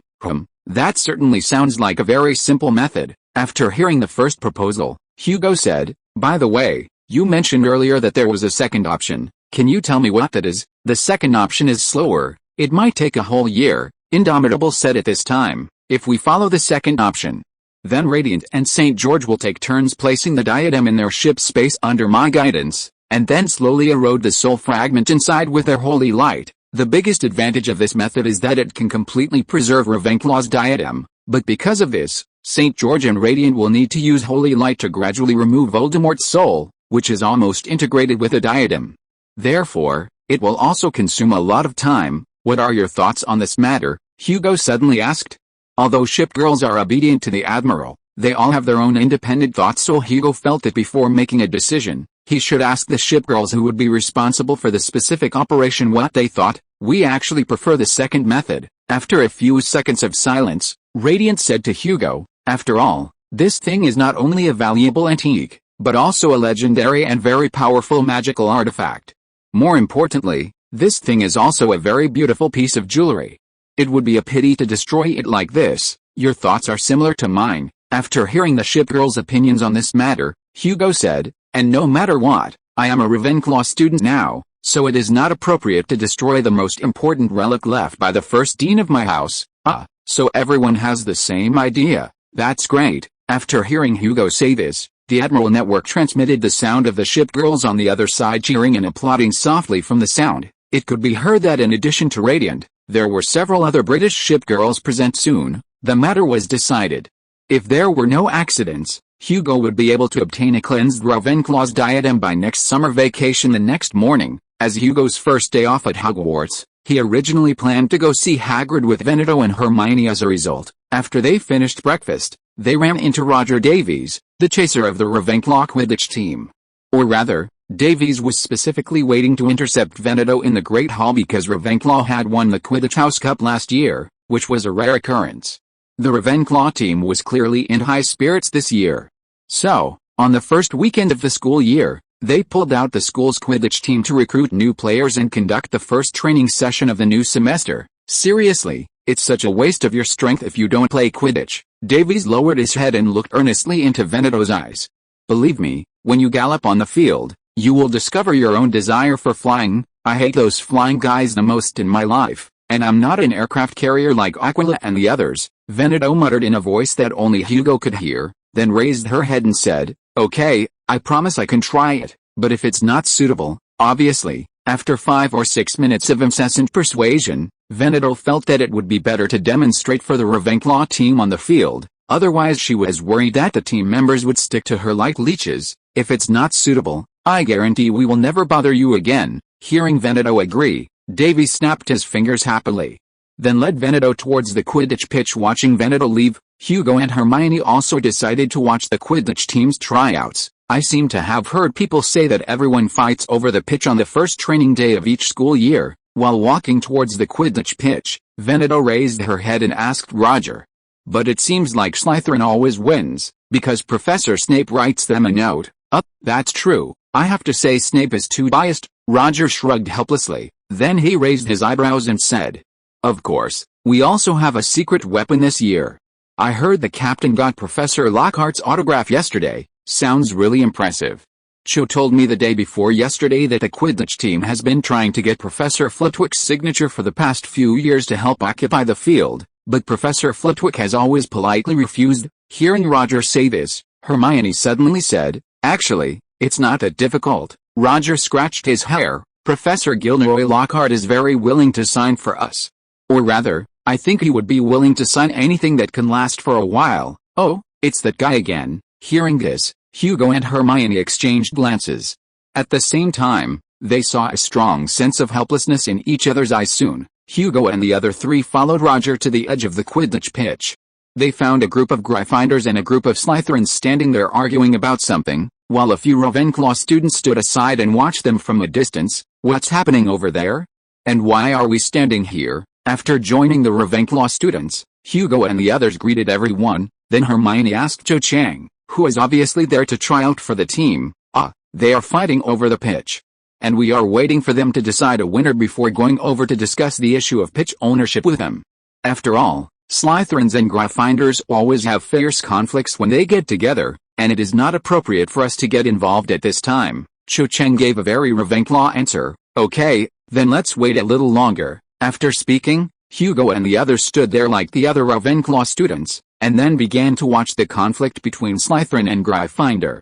Chapter 142 On Court Dispute. "Listen, Marcus, this is our pitch," the Gryffindor captain, Wood, yelled loudly at the Slytherin captain opposite him. "We were here at least half an hour earlier than you, and we've already started training, so, reasonably speaking, you should leave now." Oliver Wood, the Gryffindor Quidditch team captain, was a burly young man, but he still looked small compared to the giant-like Slytherin captain opposite him. Behind Marcus, the equally burly Slytherin players stood in a row, looking like a low wall. "Claim cash red envelope. Read books to claim cash. Follow widget. Public account. Investment good articles. Cash points are waiting for you. Let's be reasonable." Marcus, Wood's face was full of anger. "You know we got here much earlier than you, so Gryffindor has already booked this pitch." No, you haven't," Marcus said with a playful smile, "but I have a note specially signed by Professor Snape. I, Severus Snape, hereby grant the Slytherin team permission to train on the Quidditch pitch today, to train their new seeker." "You've got a new seeker?" Wood's attention was diverted. "Where? But seriously, it should be a good thing for you that your original big lump, Flint, I think his name was, managed to stay at Hogwarts for 7 years and leave, because frankly, a baboon would perform better than him on the pitch." "Shut your mouth," Marcus said, and at that moment, a smaller boy emerged from behind the 6 tall players, a smug smile on his pale, pointed face. "It was Draco Malfoy? Well, this choice seems a little better than a baboon." Wood shrugged after seeing Draco. "You look like Lucius Malfoy's son." As two families who had never gotten along, George Weasley immediately recognized who had come out, and then said with a look of disgust on his face, "How did you sneak onto the Slytherin team? Look at their brooms." Cho Chang, who was eyeing the Ravenclaw seeker position this year, whispered to Hugo and the others at this time. Reminded by her, the Ravenclaws realized that the Slytherin players, who had been using various models of brooms last year, had uniformly switched to Nimbus 2001s this year. Speaking of Draco's father, this is a very interesting thing. After hearing George's question, the entire Slytherin team smiled even more smugly. "Then please take a look at the gift he generously gave to the Slytherin team." With that, all 7 of them raised the brooms in their hands at the same time. 7 brand new, smooth, and shiny flying brooms. 7 lines of beautiful gold letters Nimbus 2001, shining in the morning sun, dazzling everyone present. "The latest model, just released last month," Flint said nonchalantly, gently dusting off a bit of dust from the top of his broom. "I believe it's much faster than the older Nimbus 2000 series. As for the old Clean Sweep 7s, he smiled maliciously at Fred and George, who were each clutching a rather worn Clean Sweep 7.5, use them to sweep the floor. When the Slytherin team members showed off their new brooms, everyone present showed a shocked expression for a time. No one spoke on the field, and the only sound was the wind blowing through the grass. "This is too much. I think we should think of some new tactics this year," Ravenclaw Captain Randolph Sprout said to the teammates around him with a grim face. "After all, In the sport of Quidditch, equipment accounts for at least half of the importance faced with Slytherin students with top-notch equipment. The Ravenclaw Quidditch team's chances of winning the championship this year suddenly became slim. Veneto, if you're willing to play, I think we might be able to win. At this time, Roger quietly walked to Hugo and the others and said to Veneto, it doesn't matter if you don't like playing, as long as you can knock them down when facing the Slytherin team, then you don't even have to participate in the house team's training at other times. It's no wonder that Roger Davies can take over the Ravenclaw team. After the current captain Randolph graduates, obviously, he was not only able to think of ways to deal with the Slytherin team obtaining top equipment as soon as possible at the same time, he also saw the reason why Veneto didn't want to participate in the competition and made some compromises. After all, Ravenclaw House traditionally places more emphasis on respecting everyone's ideas. In this case, if some people are unwilling, they are not good at forcibly pulling those people into the team. Therefore, Roger quickly grasped the key points at this time and proposed a plan to recruit her based on Veneto's ideas. If that's the case, I think I can try, Veneto said after discussing a few words with Hugo through the telepathy network, because for Veneto, she would rather spend that time staying by Hugo's side than flying around on the pitch with a group of Quidditch players. So, after hearing Roger's suggestion, Veneto simply discussed it with Hugo and agreed to his request, and said that she would show her strength in the training later. Just as the Ravenclaws were whispering about the Slytherin team's new brooms, a fierce quarrel suddenly broke out between the Gryffindor and Slytherin teams. The cause of the incident was Colin Creevey and his camera. Just as the two teams were spitting at each other, Creevey ran to the side of the two teams with his camera and pressed the shutter. As a result, when the flash went off, Marcus, who was a little nervous, mistook the flash for a curse, and then fired a hex at Wood on the opposite side. Caught off guard, Wood only had time to raise his arm slightly to block the curse. As a result, his arm swelled up as if it had been stung by a nettle. After seeing Slytherin start using magic, Gryffindor immediately drew their wands and fought back, and then almost everyone on both sides fought together on the grass of the pitch. After realizing that the situation was not right, the senior students of Ravenclaw, including the captain, began to lead the Ravenclaw team and the students who came to watch away from the fighting Gryffindor and Slytherin students. After all, various spells were flying around the field, and it was easy to accidentally injure other people around. At the beginning, Hugo thought that these old rivals might have to fight for 10 or 20 minutes before they could stop. As a result, the fight only lasted for 5 minutes before it ended, because Professor McGonagall arrived on the scene in time and separated them, and then took all the dejected, injured members of the two teams back to the castle. After the two teams left, the Ravenclaws who had been hiding aside to watch the excitement automatically gained the right to use the Quidditch pitch this morning. Next, until lunch, Ravenclaw successfully selected this year's new members. Veneto also obtained the status of Ravenclaw Reserve Beater due to her exquisite control of the bludgers. If you are listening to this novel on a channel other than Fanfic World, it means it was downloaded and re-uploaded without effort. We warmly invite you to visit our channel, Fanfic World. There you will find the original version of this story and many other novels of various genres. We look forward to seeing you dive into a world of incredible novels. Chapter 143. Visit. Miss Vetor, we only need you to play during the match against Slytherin. On the way back to the castle, Captain Randolph Solmes said earnestly to Veneto, lowering his head after seeing how Veneto could make the bludger hit every point she wanted, and how that bludger, after being hit by her, flew over 15 meters and then broke a tree branch as thick as an arm. Solmes immediately agreed with Roger's idea. After all, Ravenclaw isn't Slytherin, so they couldn't accept the Slytherin students' unscrupulous methods of winning various matches. Therefore, in their eyes, Veneto, who could easily injure others in the chaos of the match, naturally became a secret weapon specifically targeting those who didn't play by the rules. Of course, you only need to train with us for half an hour each week. You don't have to come the rest of the time, Randolph said, shaking his head with some regret from the tryouts just now. He could see that Veneto's flying and hitting skills were excellent, but unfortunately, her strength was too great. If she couldn't control her strength in the match, it could easily cause serious harm to other people on the field, especially the opponents. Although Veneto's level of controlling her strength was very good in the experiment just now, after Randolph saw Veneto pick up a wooden stick as thick as her forearm in the final performance of the tryout and easily rub it into crumbs with both hands, he decisively kicked Veneto out of Ravenclaw's regular lineup. In his eyes, Veneto was just a second-year student, a child. So even though she had just demonstrated her amazing level of strength control in the demonstration, Captain Randolph was still worried that Veneto would lose control of her strength in that kind of match. Although wizards are much more resistant to blows than ordinary people, and it's easy to treat those external injuries, if a match creates a group of injured people like that, the team's reputation will quickly stink, and Randolph naturally doesn't want Ravenclaw's reputation to become as bad as Slytherin's back at the castle. After a simple cleanup, Hugo, Hermione, and Veneto went to the Great Hall to prepare for lunch.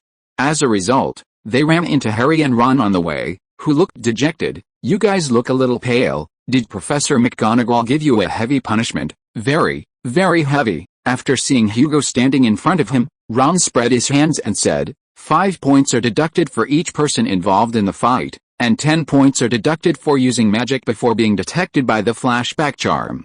In addition, those who used magic before will also have to do an extra half-month of detention, but there is one thing to be very happy about. After talking about the punishment Professor McGonagall gave to everyone, Harry, who had looked dejected just now, suddenly perked up. Book Friends benefit, get cash or coins for reading, and there are iPhone 12, Switch, etc. waiting for you to draw. Follow the VX public account, Book Friends Basecamp, to receive. As the chief culprit of this attack, Slytherin's Marcus was not only deducted 20 points, but was also ordered to work for Filch in all after-school time for the next month. That does sound like good news. As the Quidditch captain of Slytherin, Marcus is a symbolic figure who fully embodies the bad side of Slytherin. At least Hugo knew that he liked to bully those non-pure-blood first-year students from other houses, especially those Muggle-born wizards.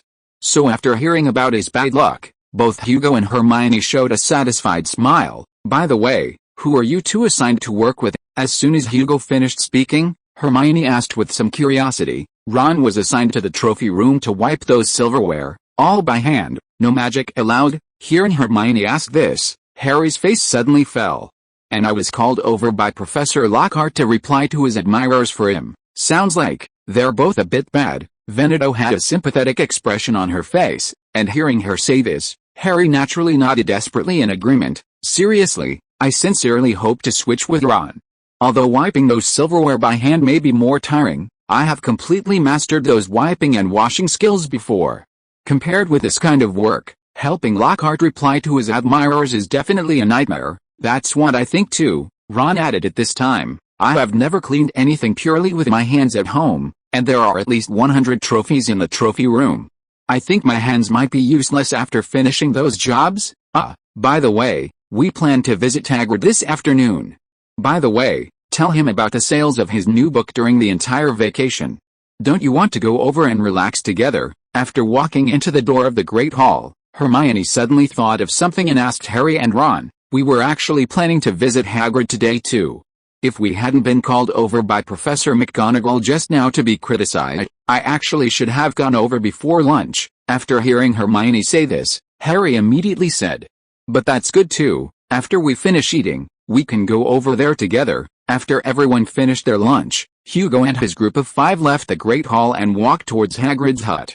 When they arrived at the door of the hut, they happened to see Hagrid using his pink umbrella to tap the pumpkins planted in the ground one by one with the tip of the umbrella. "Been wondering when you'd come to see me. Hurry up and come in for a bit." Seeing Hugo and the others walking over, Hagrid subconsciously hid the pink umbrella behind his back, and then beckoned Hugo and the others to come inside. Walking into the hut, Hugo saw an extra-large bed placed in the corner, and on the other side was a large fireplace burning crackling. "Sit down, everyone, sit down wherever you like." After everyone walked into the room, Hagrid walked to the side of the fireplace and busied himself brewing some herbal tea with honey for them, while enthusiastically saying, "I was wondering when you guys would come to see me, but I didn't expect you to come together. We ran into each other unexpectedly at noon, and then found out that everyone had the same plan for the afternoon, so we naturally came together." Hugo said with a smile, "By the way, we came here to tell you some good news. That is, your book Fantastic Beasts and Where to Find Them has sold a total of 100 copies during the summer vacation and the beginning of school." "Oh, that does sound like good news." Hagrid suddenly twitched his nose, looking very excited. "I really didn't expect that so many people would be willing to read my book." As he spoke, the big guy even started crying directly. So much so that Hugo and the others present had to step forward to comfort Hagrid. "Of course, I won't forget your help." After his emotions calmed down a bit, Hagrid looked at Hugo and the others with teary eyes. "I know my writing skills aren't very good, and the stories are also told very chaotically. If you hadn't helped me correct those problems, I don't think anyone would be willing to read my book. Chapter 144 Chat? After discussing the new book, everyone started talking about the holidays and the new semester. As they chatted, the conversation drifted to the events that had occurred at the beginning of the school year. Harry, the situations you've encountered this year are definitely unusual. At least, I think the warning from that house elf, Dobby, and being blocked on the way to platform 9 and 3-4 were too coincidental.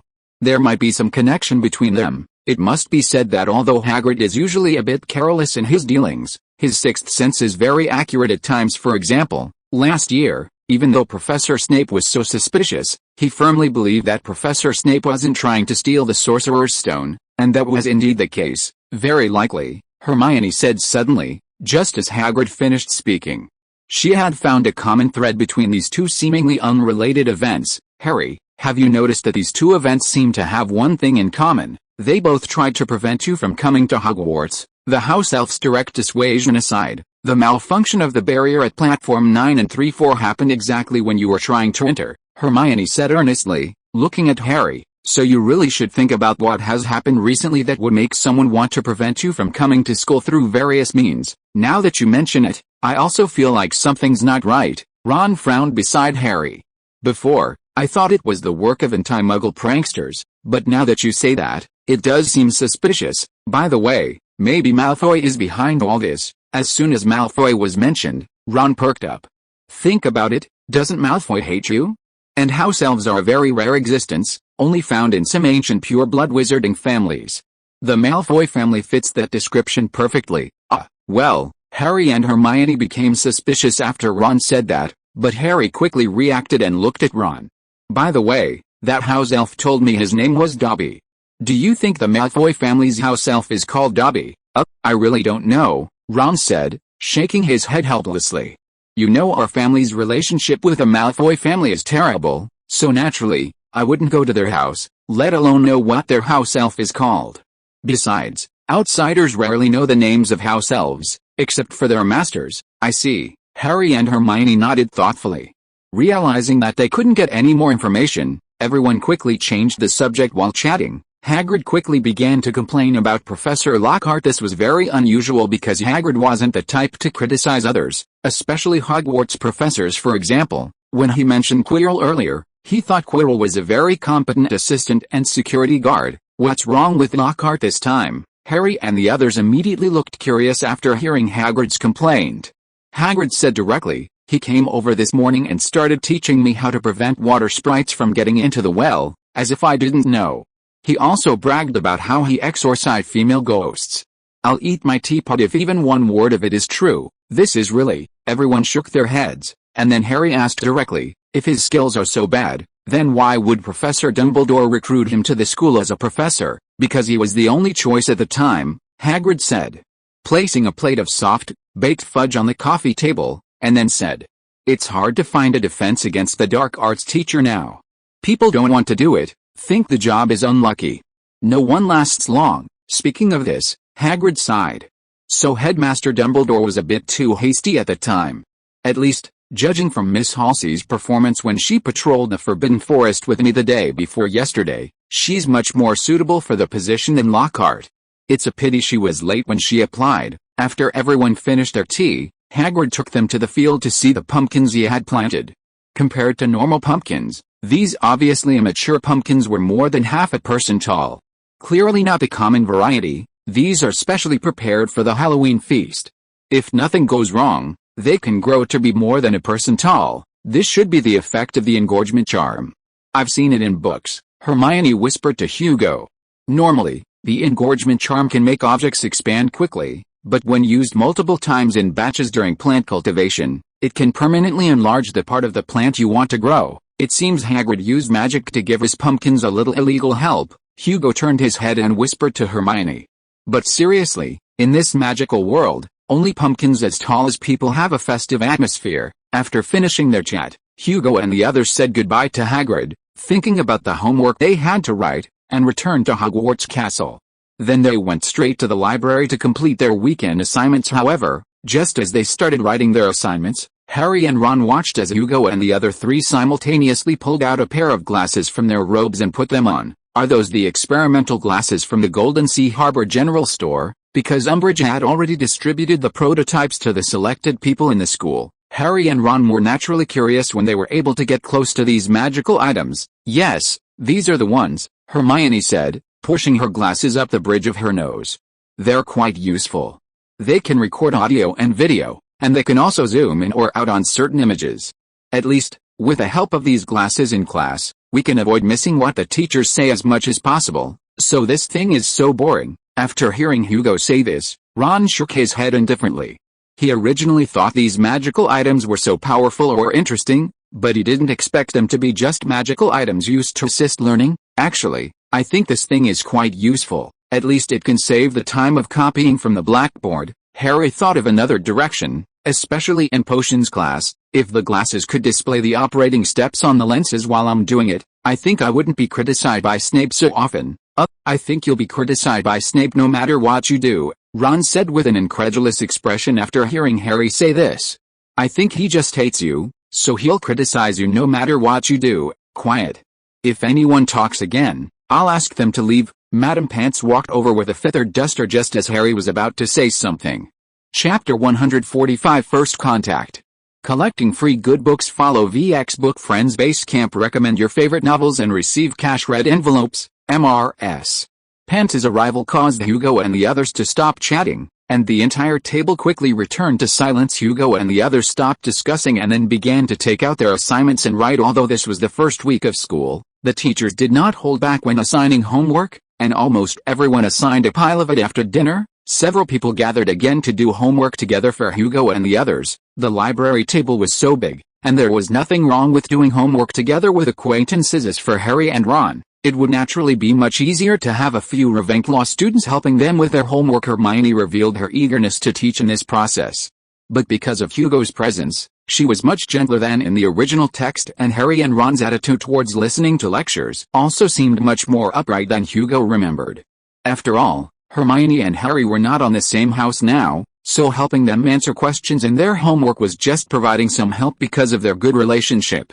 Harry and the others naturally understood that their attitudes should be better soon. The time came to around 7:50 in the evening. At this time, Harry and Ron stood up and began to pack their bags because according to Professor McGonagall's punishment, they should now go to complete their respective after-school work. After saying hello to them, Hugo and the others buried themselves in some extra books for those with good academic standing like them. Even answering Harry's questions would not affect their speed of doing homework too much, so they had already finished their homework at this time. Then they took advantage of this free time to read the part of the books that interested them. When will we be able to study those books in the restricted section? Just as Hugo was reading a copy of Transfiguration today that had just arrived this month, Venato's voice suddenly sounded in his mind. We've read almost all of the books outside in the past school year, and now only the restricted section hasn't been properly looked at. The restricted section is located at the back of the library, separated from other areas by a thin metal chain. It looks as if it is completely undefended. However, Venato and Firefly had approached the restricted section many times on weekdays and felt a different kind of power from it. According to Venato's later explanation to Hugo, the entire restricted section in the library was covered with a large number of defensive spells. These spells not only enveloped the entire restricted section, but also left marks on each book. In addition, these defensive spells can not only operate independently, but also connect to the entire Hogwarts castle's defense system. Although, in order to avoid accidental injury, the active defense system is not usually turned on, the passive monitoring is always running. That is to say, anyone who enters the restricted section to read a book will be recorded by Hogwarts Castle and reported to Headmaster Dumbledore, who will then make a decision on this record. Of course, considering the students' desire for knowledge, the school will naturally turn a blind eye to those students who occasionally come to the restricted section to browse books. But if Hugo and the ship girls hope to copy all the books, they will definitely be stared at by Dumbledore. We'll always have a chance, Hugo said through the Admiral network after looking at the books in the restricted section with titles spelled out in peeling, faded gold letters that were difficult to understand. But we still have to be careful now. After all, we're only in our second year, and the days ahead are still long. But this year we can choose a few books from inside that don't look so dangerous to take out and read, Hugo said after hearing the unhappy hum from the ship girl in the Admiral network. I think that as studious students in the eyes of the professors, reading 1 or 2 books a month that are related to what we are currently learning should not attract any attention. Around 11 o'clock in the evening, Hugo and the others finished reading and walked towards the Ravenclaw Tower. However, just as they were passing through a corridor on the 4th floor, Veneto suddenly quickened her pace and walked to the front, blocking Hugo and Hermione, and then looked around vigilantly with a wary expression. Looking at Veneto's nervous appearance, Hermione and Hugo simultaneously drew their wands subconsciously and looked around nervously. After everyone subconsciously prepared for defense according to the previous training habits, Hermione lowered her voice and asked, "What happened?" "Veneto, I just seemed to hear some strange rustling sound. Maybe it's Peeves." Veneto was silent for a while after Hermione asked, and then her whole body relaxed. "Of course, it may also be the sound of the wind blowing through the corridor windows. That was a bit strange. After all, this kind of old house can sometimes scare people." "Oh, then it's okay." Hermione nodded understandingly after hearing Veneto say this and put away her wand. After living in an ancient castle like Hogwarts, it is indeed easy to encounter some scary things, especially when walking through an almost deserted corridor late at night. Even a slight breeze can scare people. Hermione herself had been frightened several times before by the inexplicable noises in the castle, so she naturally didn't suspect anything after hearing Veneto's explanation, and didn't think she was making a fuss in this place. However, Hugo knew that the situation just now was definitely not as Veneto said. After all, Veneto was a seasoned ship girl and could never be frightened by that little bit of wind. "I just heard the sound of friction coming from the pipes inside the wall and the hissing sound of some kind of cold-blooded animal," just as the three of them returned to normal and continued walking towards the Ravenclaw Tower. Veneto explained to Hugo through the Admiral network what she had just discovered. "I'm sure it should be a big guy. If that's the case, then I think what you just heard should be the sound of the basilisk moving in the pipes." After hearing Veneto's words, Hugo immediately realized what was going on. It seems that the diary is still brought into Hogwarts as before, and is manipulating someone to release the basilisk. "This is a terrible thing," Veneto said, "because a large part of the reason why all the people who were attacked in the original text survived was because of luck, and this time it may not be the case." "You're right, this is indeed a worrying thing." After saying this to Veneto, Hugo connected to Firefly in Gryffindor. "Firefly, please pay attention to the situation in Gryffindor these 2 days and see if anyone is suspicious." "Understood." A crisp and neat reply came from Firefly in the Admiral network. "Starting tomorrow, I will carefully observe everyone in the academy and try to track their movements as much as possible. In this way, I think if someone really gets that notebook, they should be able to be screened out." In the beginning, Hugo originally planned to have the ship girls directly rush into the Chamber of Secrets, grab the basilisk, and beat it to death, but later he realized that none of them knew Parseltongue, so they couldn't open the entrance to the Chamber of Secrets located in the girls' bathroom in a relatively harmonious way, and if he couldn't open the Chamber of Secrets through a relatively peaceful method, then he could only choose to break through the wall. But in this way, he wouldn't be able to enter the Chamber of Secrets without anyone knowing and solve the problem completely, and at the same time, he would let the whole school know about this matter. Considering that it is not clear who got Voldemort's notebook, Hugo felt that they should also remain hidden, so that they could catch the mastermind behind the scenes as much as possible. Chapter 146 Improve Yourself. After briefly considering the basilisk, Hugo decided against directly exposing it, at least until he could find the student or teacher controlled by Voldemort's diary. He felt it was better to remain still and wait for an opportunity. Exchange good books. Follow the VX public account, Book Friends Base Camp.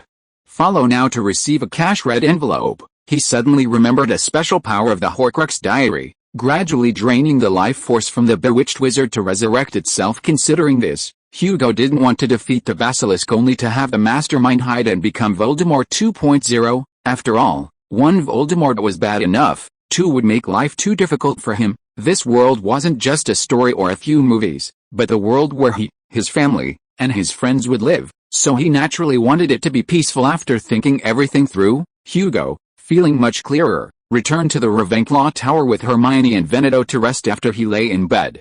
Victory informed Hugo through the Admiral network that he had gained 2.5 fate points from the Quidditch match incident. Interestingly, Victory told him that stopping Ron's spell mishap and the resulting slug vomiting only earned him 0.5 fate points. He had already received some fate points for changing the way Harry and Ron arrived at school, thus protecting Ron's wand, and according to the rules, He couldn't receive fate points twice for the same event. The other 2 fate points came from preventing Hermione from being called a mudblood, as happened in the original story. According to Victory, the system seemed to think that Ron standing up for her was the beginning of their relationship, and Hugo messing that up naturally earned him some extra fate points. Okay, I guess that's part of fate, Hugo thought, scratching his head after hearing Victory's explanation. However, he figured his very existence was the biggest variable, so such changes were inevitable. Okay, as long as it's not something like Harry becoming a Death Eater, other changes should be fine, Hugo thought seriously before falling asleep. When Hugo met Harry and Ron the next afternoon, he learned that Harry had heard strange voices while helping Lockhart answer fan mail the day before. Knowing this, Hugo felt he could at least confirm that Lockhart, the weakest link among the professors, hadn't become Voldemort's target. A professor had far more freedom and resources within the school than a student, so even if a simpleton like Lockhart were controlled by Voldemort, it would cause significant trouble. Therefore, upon realizing that Voldemort's Horcrux had entered the school, Hugo immediately focused on Lockhart. Fortunately, according to Harry's recollection, he had looked up at the clock on the wall when he heard the eerie voices, allowing him to precisely remember the time of the event. This time was less than 5 minutes away from when Venetor heard the basilisk moving in the pipes. During the time Harry spent in Lockhart's office, he had been constantly subjected to Lockhart's incessant chatter, and Lockhart hadn't even left his desk, possibly to spend more time with the famous Harry. Therefore, Lockhart was naturally ruled out as a possible target of Voldemort's control. In the following period, Hugo devoted himself wholeheartedly to learning various kinds of knowledge. Since every ship girl's magical learning experience could be transmitted to the Admiral network, he could naturally learn all kinds of knowledge several times or even more than 10 times more efficiently than others. Having witnessed how powerful the ship girls were, Hugo, realizing that he was the weakest link in the system, naturally seized every opportunity to learn various kinds of knowledge to strengthen himself. This knowledge included both what he was learning at school and the knowledge that the ship girls had collected in various regions. During this period, the ship girls acquired a large amount of knowledge through multiple channels, some through communication, but most of it came from loot obtained after double-crossing others. After all, this was a world where knowledge was power. So the knowledge circulating on the market was far from all there was to this world. Fortunately, not every pure-blood family that monopolized various kinds of knowledge was aloof and high above, and at least impoverished pure-blood families like the Wheel-Eyes were not uncommon in the magical world of Europe and the United States. And not many of those families were willing to live in poverty like the Wheel-Eyes. In this case, many pure-blood families that had already declined naturally chose to embrace the darkness completely. After all, just like the stories Hugo had read in his previous life, half of the most profitable businesses in this world were written into the legal provisions, and for those pure-blood families, they could completely disregard the law for the sake of profit. But this also gave the dispatched ship girls a very good opportunity. In the battles in the underground world, the ship girls acquired a large amount of magical knowledge as spoils of war, including important wealth and even knowledge accumulated over hundreds or even thousands of years by some pure-blood families with some history. After the ship girls screened them, the magic that was suitable for Hugo's current stage of learning was passed on to Hugo.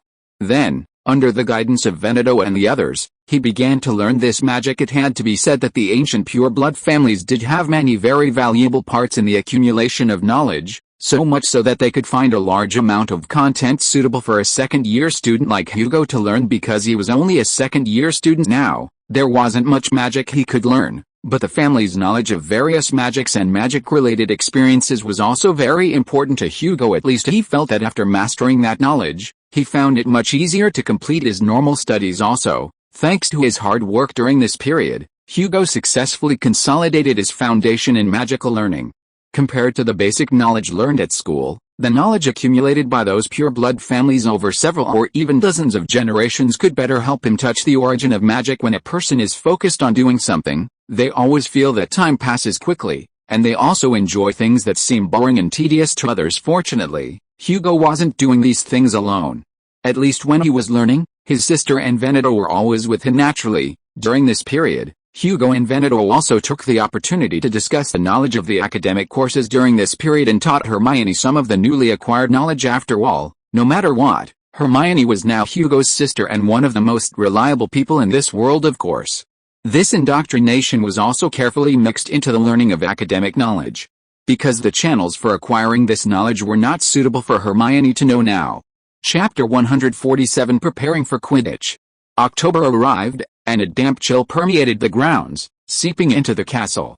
A cold suddenly swept through the faculty and students, keeping Madame Pomfrey, the nurse, frantically busy. Her pep-herut potion had an immediate effect, though those who drank it would have smoke coming out of their ears for several hours afterward. Of course, this situation also increased the difficulty for Hugo and the others to find the person controlled by Voldemort's diary by more than an order of magnitude. This was because the biggest outward characteristic of the person who took Voldemort's Horcrux and had their life absorbed was listlessness.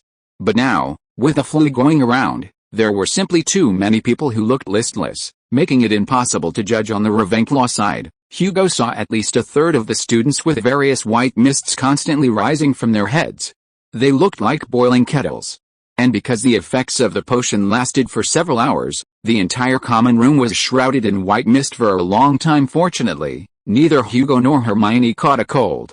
According to Hermione's idea, this should be entirely attributed to Veneto and Firefly taking them out to exercise regularly. It must be said that those ship girls possessed a lot of knowledge about how to exercise the body, so in just one school year, Hermione's body became much stronger than before. I think this may be because wizards really lack exercise-related games. Hermione offered an interesting point when talking about this matter. Haven't you noticed that besides Quidditch, wizards simply don't have many ways to move their bodies for entertainment? After hearing his older sister say this, Hugo also realized that the situation was indeed the case. Although games similar to hopscotch or hide-and-seek were common in both the wizarding and muggle worlds, these were all for children. It was a bit inappropriate to still play these games after entering Hogwarts. For those students who had already entered Hogwarts to study magic, they abandoned these childhood hobbies and played some real wizarding games. For example, Wizard's Chess, Exploding Snap, Gobstones, or various magical prank products. But without a doubt, these activities didn't involve much exercise. The only exception was Quidditch, but flying around on brooms usually didn't consume much physical strength. Of course, this lack of physical exertion was for ordinary students who just played casually. For the team members, the situation was different. For example, the Ravenclaw team had formulated a detailed training plan this semester and was training according to the plan, and Veneto, considering the idea of getting along with everyone as much as possible, also participated in these trainings as much as possible. And during training, Captain Randolph quickly realized a problem. Veneto, what kind of broom do you like? After Veneto completed a training session on the school's old broom again, Randolph quickly stopped her. It's definitely not suitable for you to play in a match on these old school brooms. We've decided to pool money to buy a common broom for the house to lend to you temporarily. Another important reason why there weren't many people playing Quidditch was that this competition also had higher requirements for equipment. And ordinary people found it difficult to have enough funds to purchase a broom that could win in a match. In fact, according to Hugo and the others' observations, no more than a third of the students in the entire Hogwarts owned their own flying brooms. Since Veneto was not actively participating in the Ravenclaw team, but was invited because of her ability, it would be inappropriate for Veneto to pay for a broom that was not cheap at this time. Fortunately, every Quidditch team had some working capital, so they were able to buy a decent broom to lend to Veneto temporarily. If it's for me to use, then I need a broom that is more responsive. Of course, in this case, a slightly lower speed or slightly worse handling is acceptable. Pay attention to the Wetchet public account, book Friends Basecamp, pay attention and get cash and coins. Veneto thought for a moment and said. After all, she was a beater, not a seeker, so the speed requirement was not high.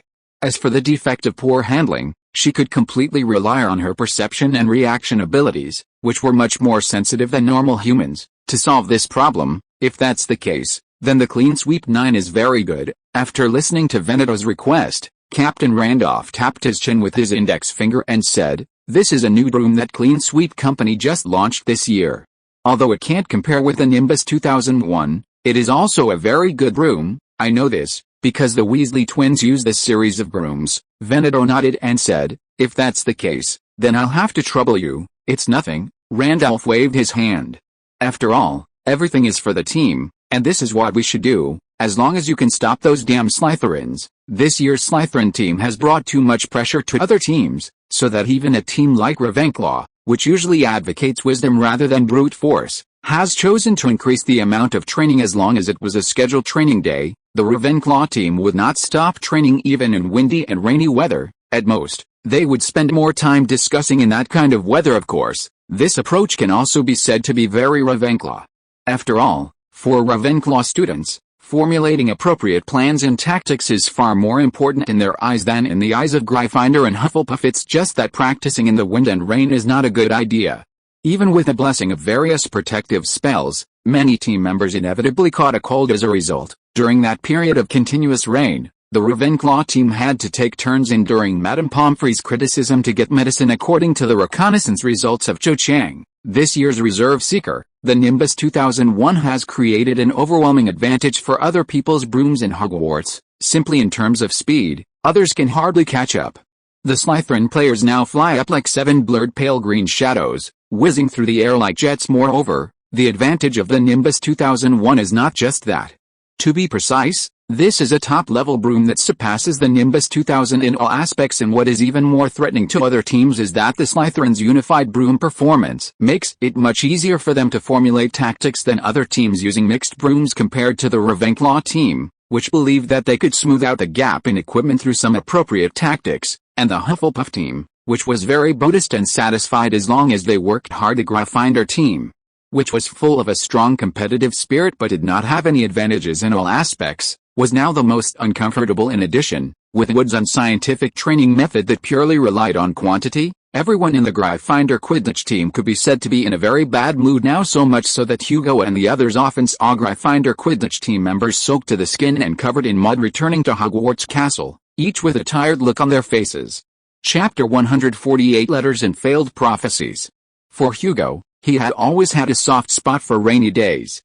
Otherwise, in his previous life, he wouldn't have chosen a rainy day to go to the movies. Although he was unfortunately hit by a car and brought to this world, it didn't change his inherent love for gloomy weather, especially when reading in the library in this kind of weather. Hugo felt that listening to the sound of raindrops hitting the window made it easier to enter a state of learning. However, even with such wind and rain, Hugo could occasionally see the red figures of the Gryffindor team flying in the rain. Of course, in this kind of weather, Hugo and the others also visited Hagrid a few times.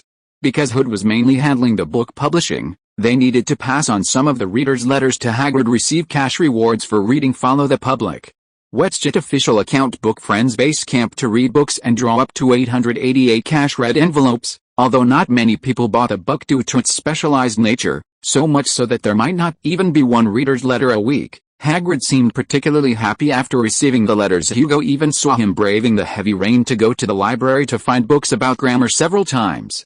After asking, he learned that Hagrid felt he should reply to those readers, but because he wasn't well educated, he didn't know how to write when he picked up a pen, so he came to the library specifically to find books that could improve his writing skills. After learning that Hagrid wanted to improve his writing skills, Hermione enthusiastically pulled Hugo along to find an empty classroom to tutor him. In addition, she also had her parents send them the grammar books they had bought when they were in elementary school. It must be said that the wizarding world has many problems in education. At least for those students who grew up in the wizarding world, their grammar, mathematics, and other courses all came from the teaching of their parents. Indeed, some parents are quite good and teach capable children. But most parents have neither the ability nor the time to teach their children well. This leads to Hogwarts students having varying degrees of mastery of these basic skills. Many students, especially lower grade students, submit essays that are full of typos, making it difficult to understand what the essay is about after reading it. For example, after working together for a while, Professor McGonagall confidently handed over the task of grading Transfiguration homework for all grades except the 5th and 7th to Hugo, and since then, Hugo has been complaining in the Themis network about the extremely school education in the magic world, to the point that she needs to spend a lot of time correcting various grammatical errors for those students. Fortunately, in terms of grammar learning, Hagrid, who is over 60 years old, learns better than those students.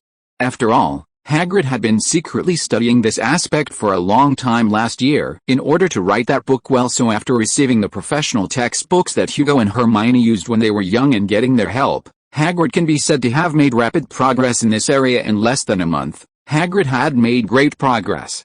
Although his level in this area was still slightly lacking, at least he wouldn't be embarrassed when replying to readers. Hagrid's achievements in this area are naturally a good thing, but unfortunately, the weather is still as bad as ever. The continuous rain caused the lake to rise, the flower beds were full of mud, and the entire playground became no different from a swamp. The only thing to be thankful for was that Hagrid's pumpkins had successfully grown, each one swelling to the size of a shed. Finally, on the Saturday afternoon before Halloween, Hugo saw Hagrid stepping on those large pumpkins from the vines and pushing them into the castle with a handcart. Obviously, these pumpkins have grown to the size people wanted. It was time to harvest them for Halloween decorations. Maybe it's because they lost last year. Wood and the others are going crazy this year. Standing on the corridor on the second floor, watching Hagrid tie several large pumpkins together and pull them towards the basement kitchen with a handcart, Veneto said softly to Hugo and Hermione, "We were supposed to train this afternoon, but after seeing that the weather was too bad, the captain had no choice but to give up the training plan." At least he felt that in this climate where he couldn't see people 10 meters away, he couldn't play the game at all, and training in this weather was worthless except to make everyone tired. "I know about this." Hermione, who was usually not that interested in Quidditch, suddenly thought of something and chuckled, then explained to Hugo and Veneto, "I heard from Cho Chang that Randolph specifically asked Professor Trelawney to help predict which days the weather would be better for training. But later everyone discovered that the accuracy of those predictions was less than 1/5. I also heard my roommate Michael say this." Hugo also thought of something and shared the news he had gotten with the two girls. Trelawney even predicted the weather for a whole month and gave Randolph a list, but the first 3 days were all wrong.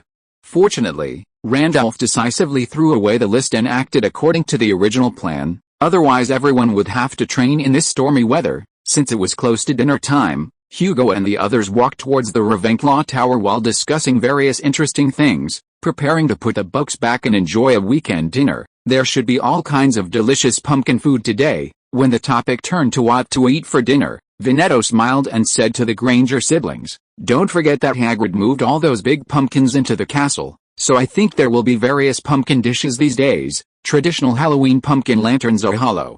Because this is the only way to put candles or oil lamps into the carved pumpkins to make them glow, and the house elves' craftsmanship is very good. They can use magic to dig out most of the pulp from the pumpkin lanterns and keep the original overall shape of the pumpkin lanterns in this way. Those pumpkin lanterns with only a thin layer of skin can emit more light, making them look more beautiful than Muggle pumpkin lanterns at the same time. This operation will also allow the Hogwarts kitchen to obtain a large amount of pumpkin pulp as ingredients, so if there are no accidents, from now until Halloween, there will naturally be more dishes with pumpkin as ingredients. Roasted pumpkin, pumpkin pie, creamy pumpkin soup." Hugo was more interested in these pumpkin-based desserts, so on the way, he was thinking about what dishes would be available for dinner. However, just as the three of them were walking leisurely through a corridor, they unexpectedly saw Filch walking angrily in a certain direction, carrying a mop in one hand and a bucket in the other. Because of the rain these past 2 days, many people who came in from outside the castle also brought mud into the castle. Therefore, Filch's workload naturally increased all of a sudden. Not to mention that he caught a cold these days because his office was not warm. This series of results led to him being in a bad mood recently, ready to catch a student who violated school rules and scold them severely. Chapter 149 Clean. Watching Filch storm off angrily down the corridor.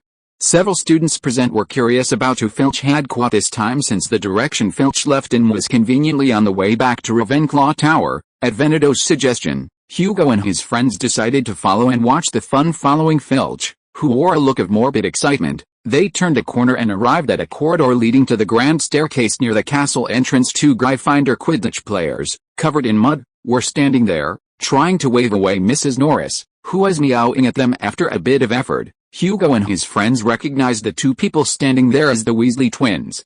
They were covered in mud, even their faces had streaks of it, making it difficult to identify them at first. Apparently, the Weasley twins had fallen into a mud pit during practice.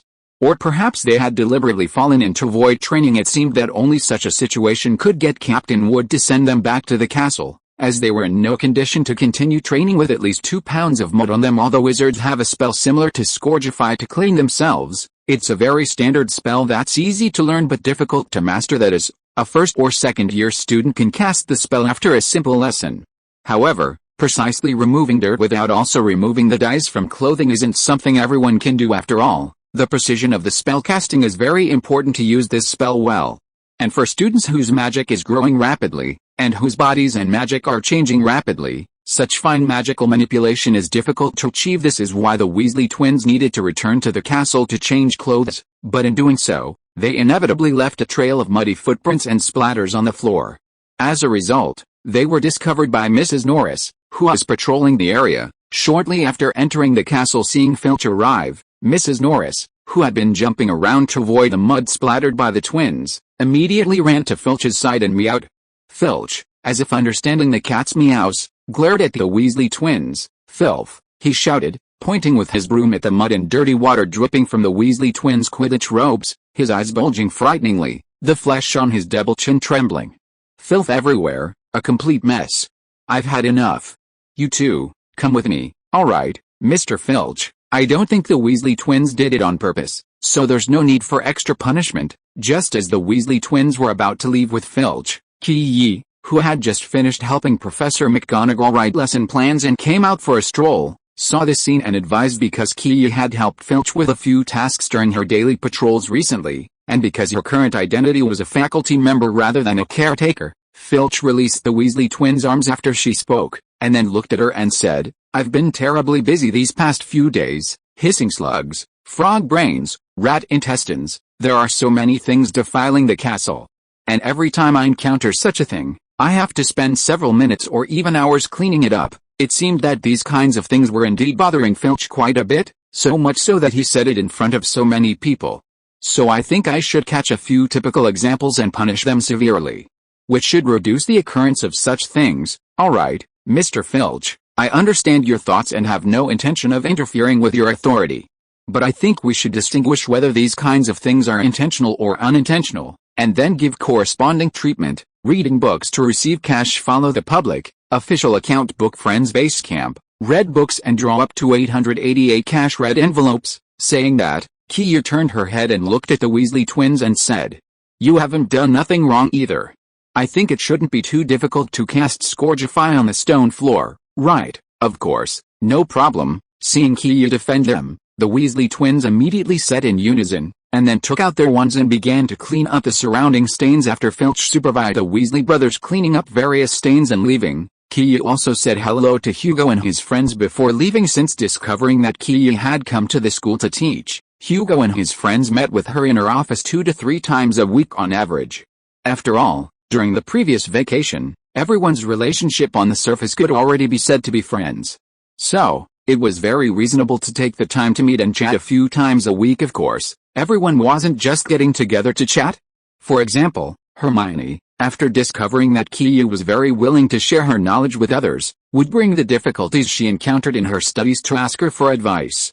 And each time, she was able to get very satisfactory answers. Indeed, Sister Ki is much more reasonable in dealing with this matter than Filch. On the way back to Ravenclaw Tower, Hermione said to Hugo and Veneto, "I really don't understand why Filch wants to punish Fred and George. It's clearly not their fault today. Cleaning up the mud that dripped on the ground would be enough. Filch is like this to all the little wizards, because he is a squib," Hugo explained to Hermione in a low voice. "He is the opposite of wizards like us who grew up in ordinary families, and is one of those who cannot cast spells but are born into wizarding families. However, unlike the pure muggles, they cannot cast magic, but they can see everything related to magic. This keeps their lives in pain, especially when they see those little wizards who can use magic. They will naturally have a sense of jealousy." Saying this, Hugo spread out his hands. "It's a bit pitiful, but it's a bit too much to vent the dissatisfaction in your heart on the students." At dinner that afternoon, Hugo ate a Michelin 3-star restaurant-level cream of pumpkin soup. It must be said that this kind of thick soup with a lot of cream can completely warm the whole body on such a rainy night. With this warmth, Hugo and his friends took their school bags to the library, preparing to complete their weekend homework and flip through some magazines that had just been delivered to the school over the weekend. But after they sat down at the table and studied for less than 20 minutes, they suddenly saw Harry walking into the library alone. He looked around at the entrance of the library, and then walked straight to the table where Hugo and his friends were sitting. It looked like he had something to find Hugo and his friends. "Good evening, Harry. Is there something you need now that you're here?" Looking at Harry, who was walking over in a hurry, Hugo waved and greeted him. Then lowered his voice and asked softly, "After all, Mrs. Pants was patrolling the library, and Hugo didn't want to track Mrs. Pants because his voice was too loud." Chapter 150 Southern Europe Trivia. After a brief exchange, Hugo and the others finally understood why Harry had come here today. It turned out that after finishing his training at dusk, Harry returned to the castle covered in mud. As a result, Filch caught him and confined him to his office. They also discovered Filch was writing a letter to enroll in a correspondence course for quick spell casting, Squibs are actually people who live in wizarding families but can't perform magic, Hermione immediately explained to Harry, after he expressed curiosity about the word squib in the letter, drawing on the knowledge she had previously heard from Hugo, which means no course can give Filch the ability to cast spells, Hermione said, sounding somewhat indignant. Honestly, the people who run these training courses are so unethical. They even try to scam squibs like Filch, who don't have much money, because Hermione had always been a student who followed the rules, and also because she was a girl, Filch had rarely bothered her. Therefore, her impression of the squib school caretaker wasn't too bad, but after learning from Hugo exactly what a squib was, she naturally felt a sense of pity for the weaker ones. Alright, Harry, you didn't come to us today just to tell us that Filch is a squib, did you? To prevent Hermione from forming some kind of squib protection association, Hugo quickly changed the subject. At least I don't think that kind of thing is worth a special trip to the library.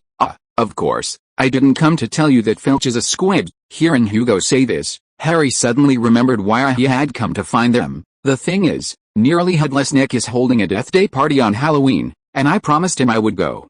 So, I came to ask if you guys would like to go together. Reading benefits follow the public, account book friends base camp, read books every day and draw cash coins, commemorating the day you died?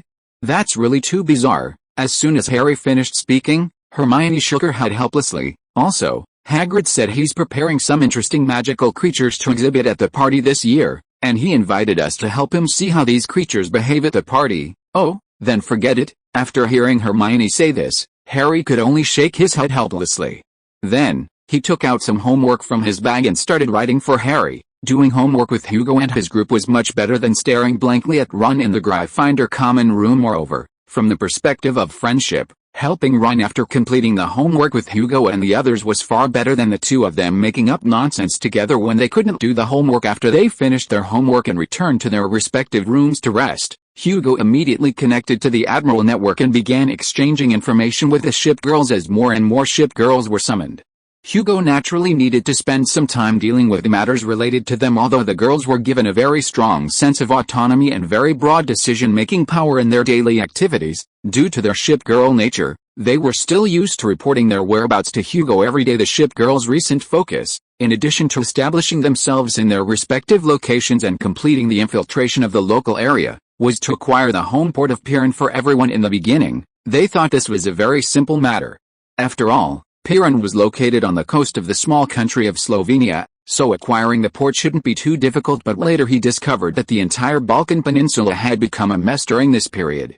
At the same time, a large number of humanitarian disasters also broke out under such circumstances. The ship girls, who themselves leaned towards the side of good, found it difficult to turn a blind eye.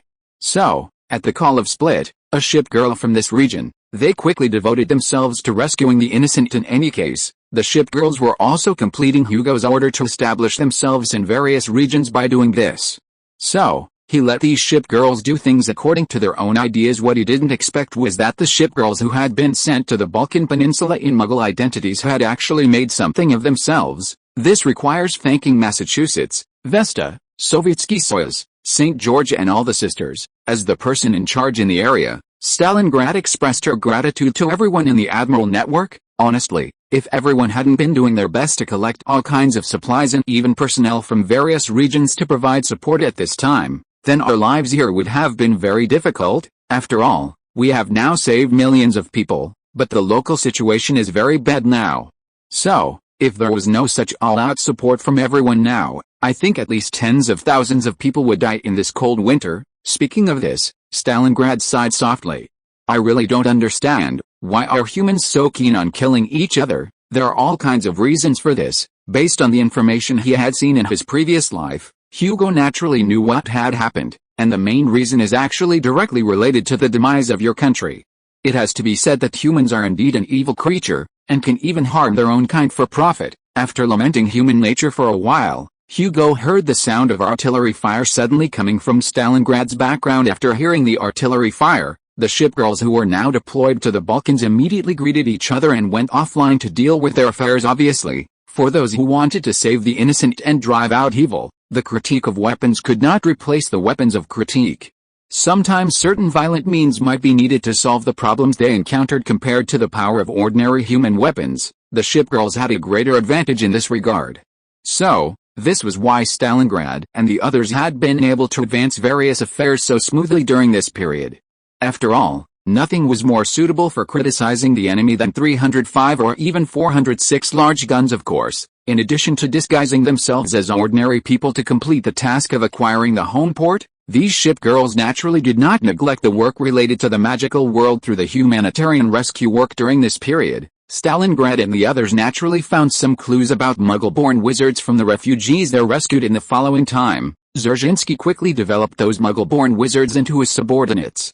Then, he directed these wizards to go to Albania in the south to search for Voldemort's whereabouts. However, due to safety reasons and the fact that there were not many people recruited, Dzerzhinsky only asked these people to spread and report all kinds of unusual news in the various wizard gathering places in Albania. In this way, even if these people who were sent out were discovered, others would only think that they were explorers or treasure hunters from the wizarding world, and would not expose their ultimate goal. Actually, we have been conducting investigations for more than a week. After Stalingrad and the others went offline to beat people, Dzerzhinsky quickly reported to Hugo.